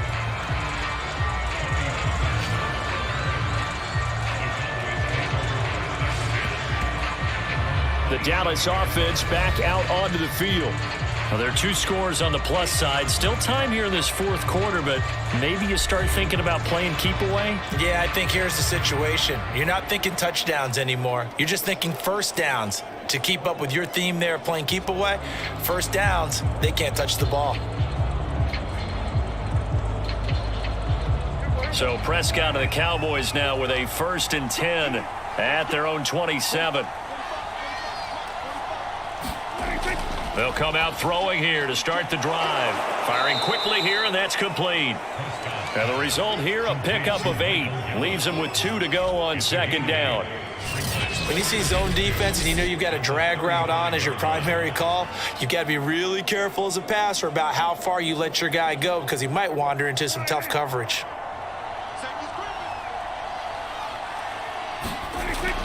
On 2nd down now, it's Elliott. And unable to get downhill there as he'll take this up to about the 37. Brandon, I've got to think this offensive line has got some smiles on its faces. And I know it sounds crazy, but they practiced for this back in training camp. They knew they'd be in situations where it'd be extra defenders in the box coming after them, trying to keep them from locking down a game. Right now, they want to show the world they're up to the challenge. The offense on 3rd down tonight, they've been really good, converting 7 of their 10 tries. They're looking at 3rd and a few inches. And he won't be close to a first down as he runs into a wall right around the line of scrimmage. No gain there on the play, and that's going to leave him with a 4th down. I apologize in advance, partner, but the beefeaters on the interior of this D-line, you just know they were licking their chops on 3rd and short. And yes, they were rewarded with a tasty dish, stuffing that one short of a first down.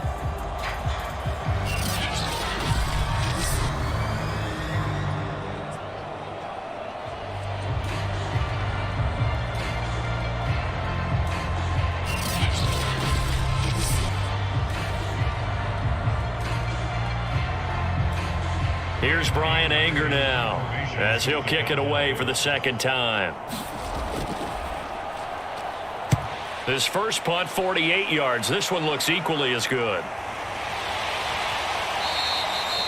So a change of possession here on the punt. And possession will switch hands, 1st and 10. The attention shifting back to Chris Godwin and the rest of the Tampa offense. He's been a load for them to handle defensively, I know that much. Look at him. He's got 7 catches on the game, and he's starting to shred them a little bit because not only is he catching them, he's picking up good yardage, keeping the chains moving, ball control, you name it. This big guy, what did you say? He's been a load for them to handle? That's right. He's Agreed. 7 catches, as you said, over 100 yards. Brady now on 1st down. Throw right side, caught by O.J. Howard. And he'll get this up past the 25 before he's out of bounds. Give him 9 there on the 1st down completion. And Brandon, as you know, sometimes it's a lot tougher to run with these tight ends nowadays in the NFL. They're just bigger wide receivers. He lined up on the left side of the formation, ran a drag route across the field, and tried to work his way open. He was able to make the catch, but the defenders were there, couldn't do a whole lot with it afterwards.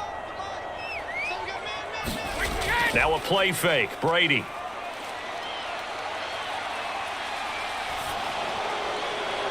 Complete. It's Johnson. And he's going to be taken down here with a penalty flag on the field.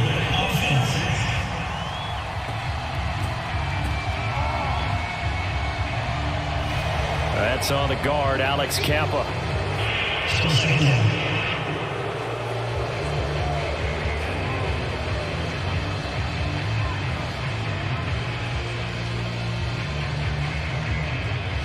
They'll come up now on a 2nd and long after the hold.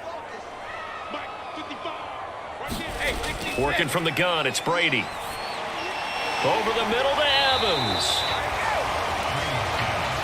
They like going to him in the slot. He catches another one. I think this comes under the heading of until they stop him, why not go back to it? He has something going really well. Great working relationship with the guy throwing the ball, and they keep making the connection.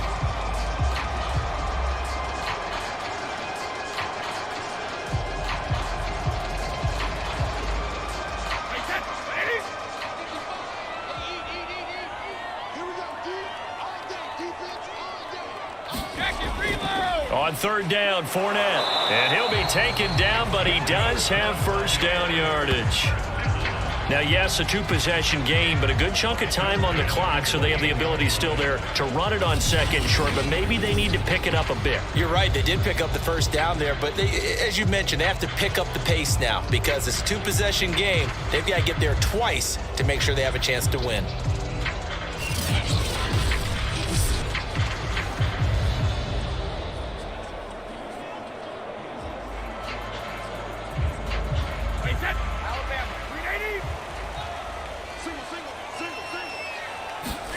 Brady now on first down. Wide open, Gronkowski. And he'll take this to the other side of midfield before going out of bounds.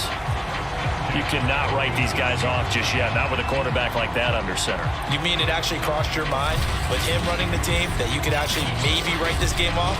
Not yet. Not a chance. Not with him. We've seen it too many times. So from Cowboy territory now, here's 1st and 10 at the 47. To throw is Brady. And he's got Gronkowski yet again. And he'll be out just a yard or two shy of the 30. Defensively here, you've got the cushion, but back-to-back pretty big pass plays there. Bend but don't break, but are they bending too much? I think that they are. To me, it'd be like playing basketball, and you put up a token press. Make sure you get up there and make them eat up some time. Make it a little bit of resistance so they can't just run it right down your... And now some disagreement down on that sideline. The red flag is out, and we're going to get a challenge. Did he keep those feet in bounds? That's the question they've got to decide. And I got to say, watching it in real time, it was awfully close. Yeah, it certainly looked like a heck of a catch because he didn't appear to bobble it, which could complicate things. But even with the benefit of replay, that's pretty tight. Well, here's the call.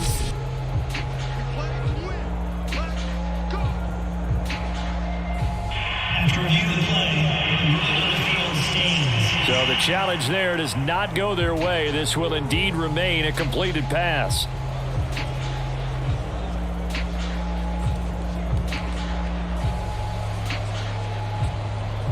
Line of scrimmage, the 31 now on 1st and 10. Here's Brady to throw. He finds his man Johnson. And they'll work it inside the 15-yard line before it's all said and done. Well, correct me if I'm wrong. Yeah, you're down 2 scores. I don't think you need to rush just yet, but you can't take your time either. Yeah, even if you don't want to commit to full 2-minute offense, you have to up the tempo, up the urgency. Maybe you're starting to call 2 plays in a huddle each time you snap the ball. From the 13 now, they work on 1st and 10.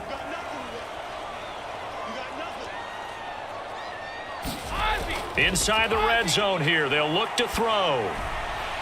Touchdown! It's complete. Tom Brady hooking up with Mike Evans there. And the Bucs have made it a 1-score game again here in the 4th. I know Paul Revere talked about by land or by sea, right? You know, 1 by land, 2 by sea. He didn't mention air because right now we're seeing a big-time performance, aren't we? That's 2 touchdowns so far in this game. Where'd you pull that one from? And, you know, every now and then I actually listened in history class. And you're just a scholar all the way around. You're reading all the time. I like that you fit that into the broadcast. You know, I just grab a nugget when I can. Extra point put through by Succop. And now things get a bit more interesting here in this 4th quarter.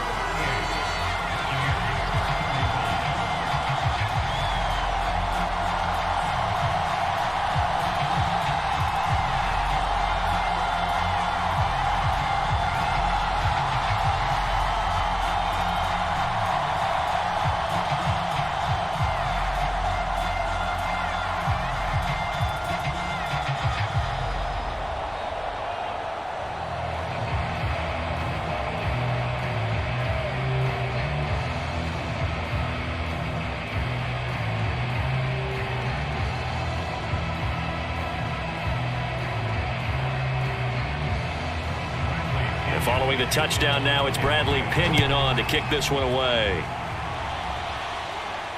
Now Pollard. And he takes this near the 25. Just a little pass there. Call it the 26. And now Dallas gets set to take the field. After the touchdown we just saw, we have a brand new ball game. And now look at the situation. You got plenty of time on the clock. Defensively, they have 3 timeouts. So do you run the football here or do you throw it? I think you have that full conversation with your offensive unit, and you tell them, here's the situation. They've got all of their timeouts, so we are not going to play this conservatively. We've got to attack them. We've got to make them use those, gain the ground that we need in order to put this game away. If you think we're just going to run it 3 times and punt it, you've got another thing coming. Yeah, and by the way, also the 2-minute warning in play, so essentially 4 timeouts left. They have to be aggressive here. Well, it may seem a little unorthodox to some people. Got the lead, 4th quarter, yet he's still firing away. I think he believes that's the best way to go ahead and win the game. Yeah, a lot of coaches say, let's just run the football, be conservative. He's sticking to his game plan. No, that is his game, and that's what they're going to ride.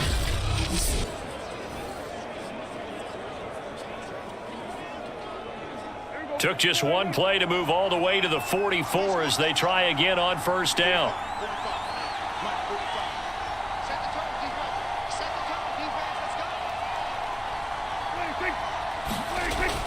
Look at this, a tight end carry. And I think this defense knew what was coming as he is smothered behind the line. 2 yards the loss, 2nd and 12. I like the idea to mix it up from time to time because, let's face it, you can't be predictable. But the execution was a little lacking on this one, right? They might want to go back to the drawing board with that call.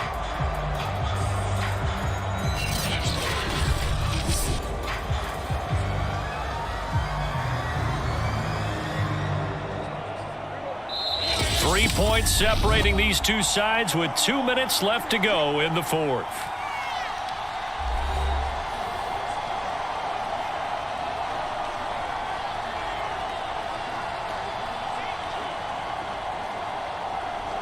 So the Cowboys in possession of the football here as we get you reset. They've got a 2nd down now as they search for a way to get this one to the finish line. So fresh out of the 2-minute warning, and here's another timeout taken with 1:55 remaining.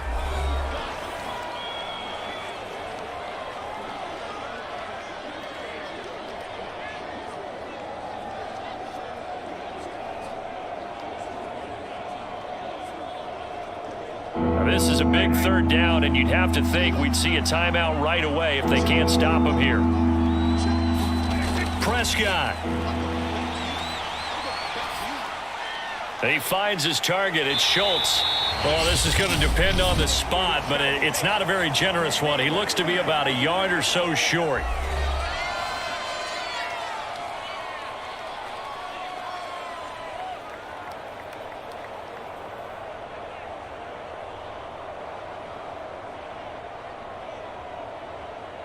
Here's Brian Anger now as he's on to punt for Dallas.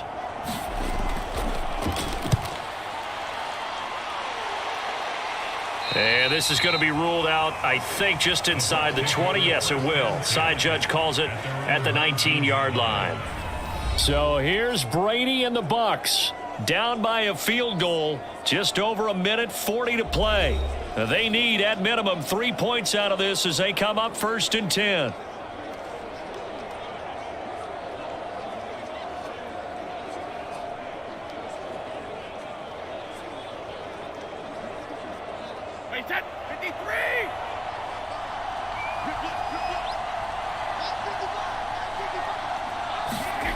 Brady to throw. It's complete. He's got Gronk. And he's brought down, getting this one up to about the 35. Tell you what, he's been able to put the ball in some tight spots all game long. That throw, no different. Yeah, a lot of people would call it a gutsy type of a throw. I think he looks at it as, I can do it, so it's not that big of a deal to me, and I'm going to keep firing. 1st down now, but that clock rolling. To throw is Brady.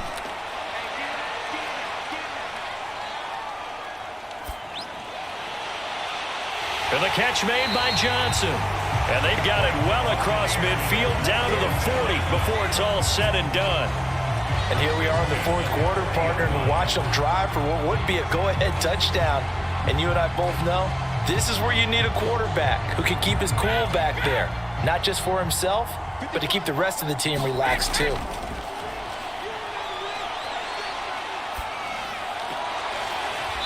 He drops it off for Bernard. A good rally to the football keeps him to only a yard, and it's second down. Sometimes it's hard to figure, but you can live with incompletions in this situation. You can't live with these short gains that take time off the clock. You know who loves it? This defense. Clock running. The Bucs try to go quickly and get set. Back to throw. Brady. He's going to drop this one down to Bernard. And he works it past the 30, almost to the 25. The Bucs forced to use their third and final timeout as they'll stop it with 11 seconds remaining in the ball game.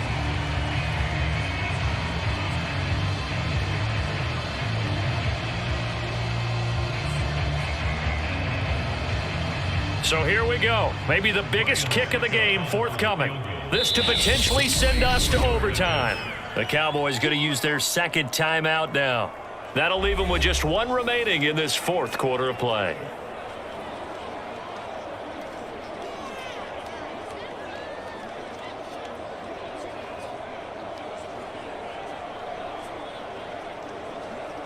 So the field goal unit is on the field as this is a big spot right here. This to potentially send us to overtime. And the 12-year veteran knocks it right through, and they will tie this game here in the final seconds.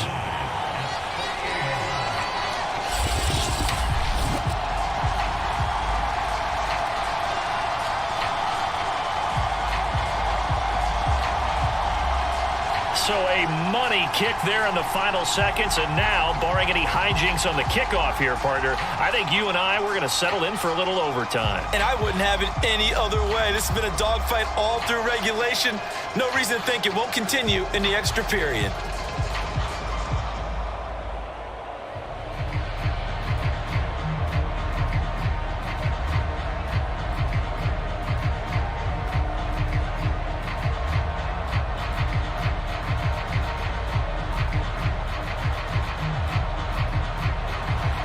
Set to go now with the kickoff. These two teams all even again as we continue in this wild fourth quarter. Now Pollard. And he's up past the 20 to the 22-yard line.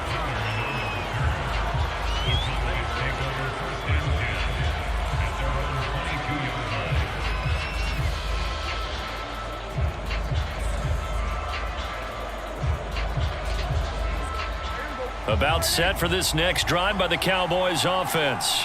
Tie game, and barring something incredible here, we're likely headed to overtime. What I would do is either hand it off inside or more likely I take a knee and let the clock run out. Because if I'm back there trying to throw and a sack happens, the ball comes free, I can lose the game here. If I get to overtime, I can still win it. It's a little teaching moment here. Overtime rules. Remind us how this goes, partner. Okay, so in the past, we had sudden death. First team to score wins, but no longer. Now, if the team receives the ball, scores a touchdown, they win the game. If they kick a field goal, though, or don't score, the other team gets a possession. And after both teams get a possession, then we're into sudden death. First team to score wins the game.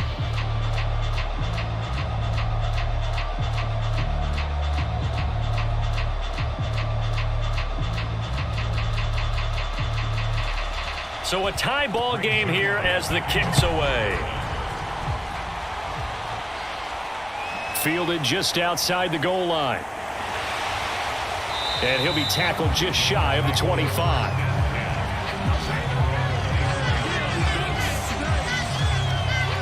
Back now comes Tampa Bay.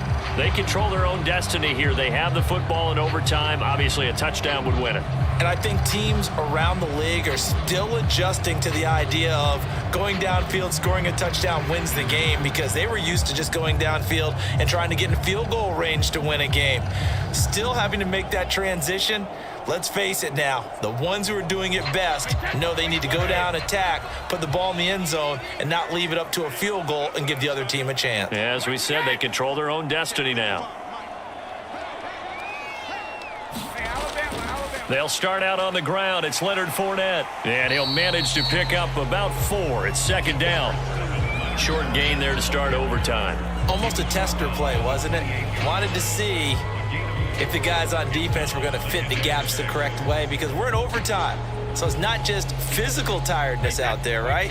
Mentally, are you still doing what you're supposed to do? And they were up to the task on that play. And certainly fatigue on both sides of the football. And give him 6 yards here as he's stopped near the 35 at the 34. And there's a run to be happy with. Good, solid yardage. He'll take that anytime you hand the ball to a back. Here comes a big one now in overtime. This is 3rd and inches. Now a first throw here in overtime.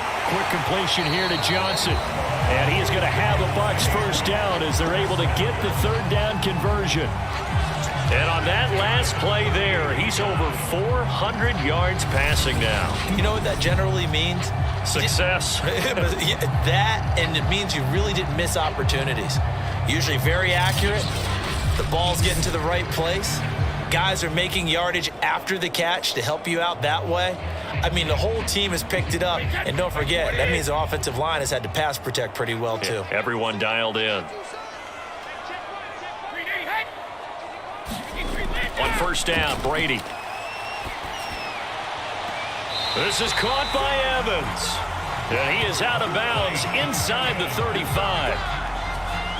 Partner, this is a pretty good drive they're putting together. And I know if I'm on the other sideline, that offense, kind of helpless, isn't it? Because they may not touch the football at all, because they go down and score a touchdown. This thing's over. Absolutely. That would write an ending to this script. We'll see what happens.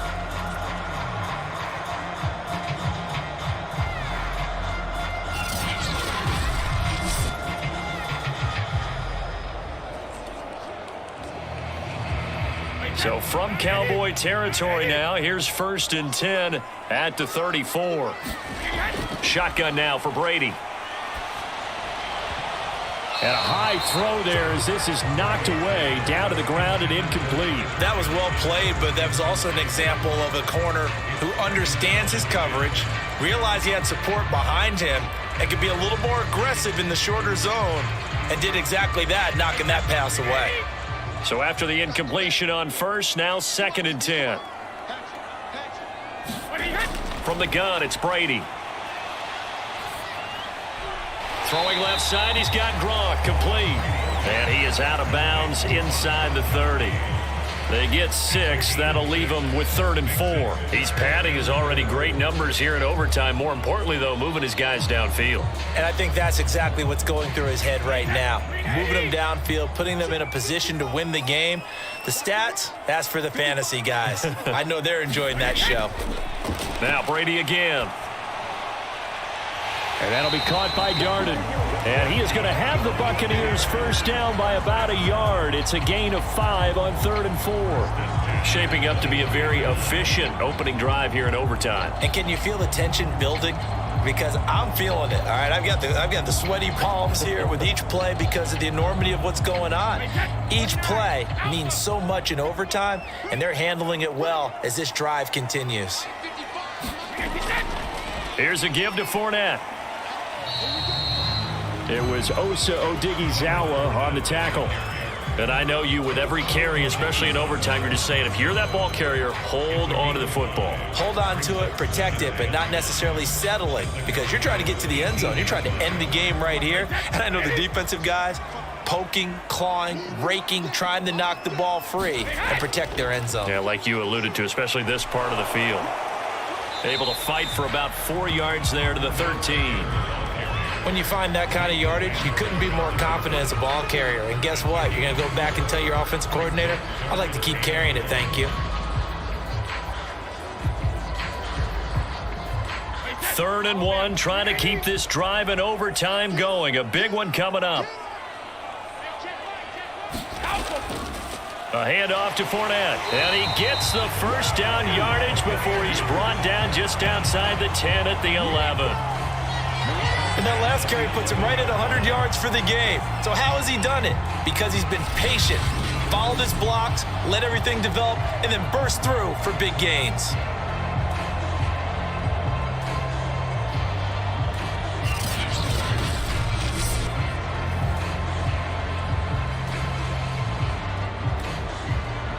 Now a 1st and 10 at the 11.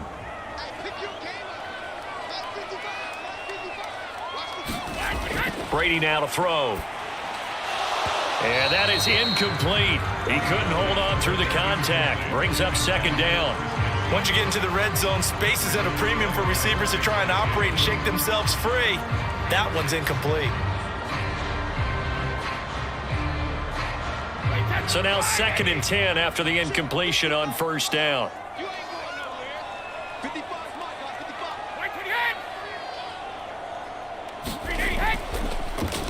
Now Leonard Fournette. And for one of the few times here today, this run's not going to go anywhere. Officially nothing on that one, no gain, so they're left with still 10 to go on 3rd down. I know that speed is the hallmark of today's NFL game, but the key to good rushing defense is still having your linebackers set the edge.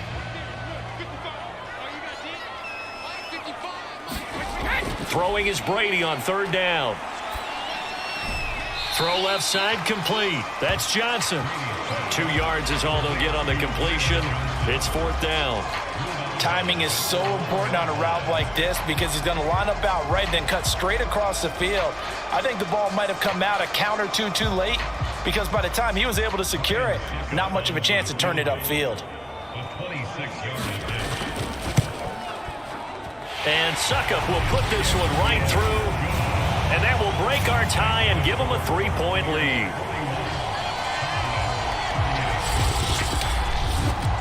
So they do get the short field goal here to get them the all-important overtime lead. But, Charles, you wonder if they'll wind up ruining the fact that they were able to get down into the red zone, yet not able to find the touchdown that would have won them the game. Brandon, you're absolutely right. In overtime, when you get the ball first, the hope is your opponents never see the football. But now they're going to get a drive to try and win it, or at least keep the game alive with a field goal. And I'm getting a dictionary out to look up ruining. So the Cowboys going to get the first chance here to search for a winner as we're back underway to start this overtime. Now Pollard. And makes it across the 20 as his guys will set up shop at the 23-yard line. The time to get another look at this Cowboys offense. The field goal would push it to sudden death. We just saw the field goal on the other end, but I don't think they are thinking field goal. At least not to start this drive. They're not thinking field goal. Not at all, because your point is well taken. Yeah, kick the field goal, you push it to sudden death, but you're also kicking off and giving the other team the ball with a chance to kick a field goal and beat you. Get the touchdown, finish the game off. That has to be the mindset. So Prescott of the Cowboys now with a 1st and 10 at their own 23. Here comes the first throw in OT for Prescott. Able to hit his target, Lamb. That catch good for only a couple. So a little chunk there on 1st as they try to chip away down 3 in overtime. I like your description. Chip away, down 3. You don't have to get it all in one big play, although obviously that would be nice. But there's no need to have that type of risk associated with it. Run your offense, get first downs, get yourself in a position where you know you're going to at least get 3 and keep this game going. If you get 6, so much the better. From the 25 on 2nd down, Prescott, and he'll go right back to Lamb. And he gets this one just shy of the 40, down at the 39. Had to put that ball in there with a little extra zip, and he put it right where it needed to be. Yeah, and that little extra pace that he had on the pass, that required a little extra concentration for him, didn't it? Ball can get on you pretty quick in that manner, and he handled it well and picked up the first down. So from the 39 now, they'll come up on a 1st and 10.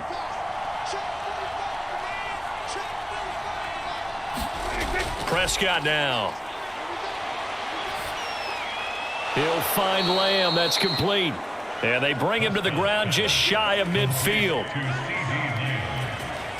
That's the 3rd time on this drive that these two have connected with each other. They've got a real rapport going. And right now, it's paying off with big chunks of yardage, as shown by that last play.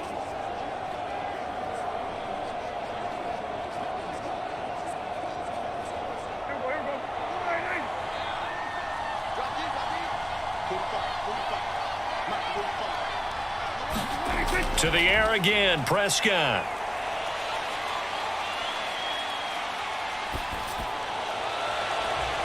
And he's got Ezekiel Elliott. And he's going to get this one down to the edge of the red zone. A big play that time through the air. 31 yards. And now at this point in overtime, they know that they are in field goal range and 3 points is a must in order to keep this game going. But after that big play, they've got to be thinking bigger. They've got to be thinking, get in the end zone, get 6, and let's get out of here.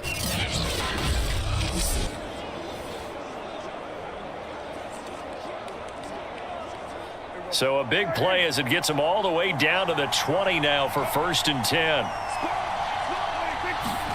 From the red zone now, Prescott. Over the middle, hauled in by Lamb.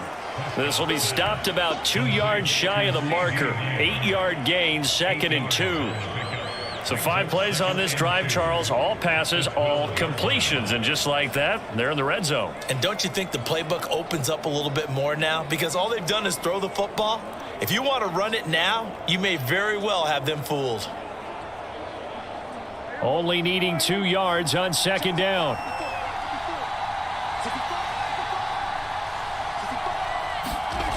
Now Prescott. Oh, it's intercepted. That'll seal it. Picked off by Sean Murphy Bunting. And the Bucs are going to win this football game here in overtime. A costly mistake here in OT. And you know what they say, when you throw an interception like that in overtime, you don't usually get a chance to throw a second one. I mean, I'm not sure of the analytics on it. Let's ask Marvin, our statistician, to ring that down for us.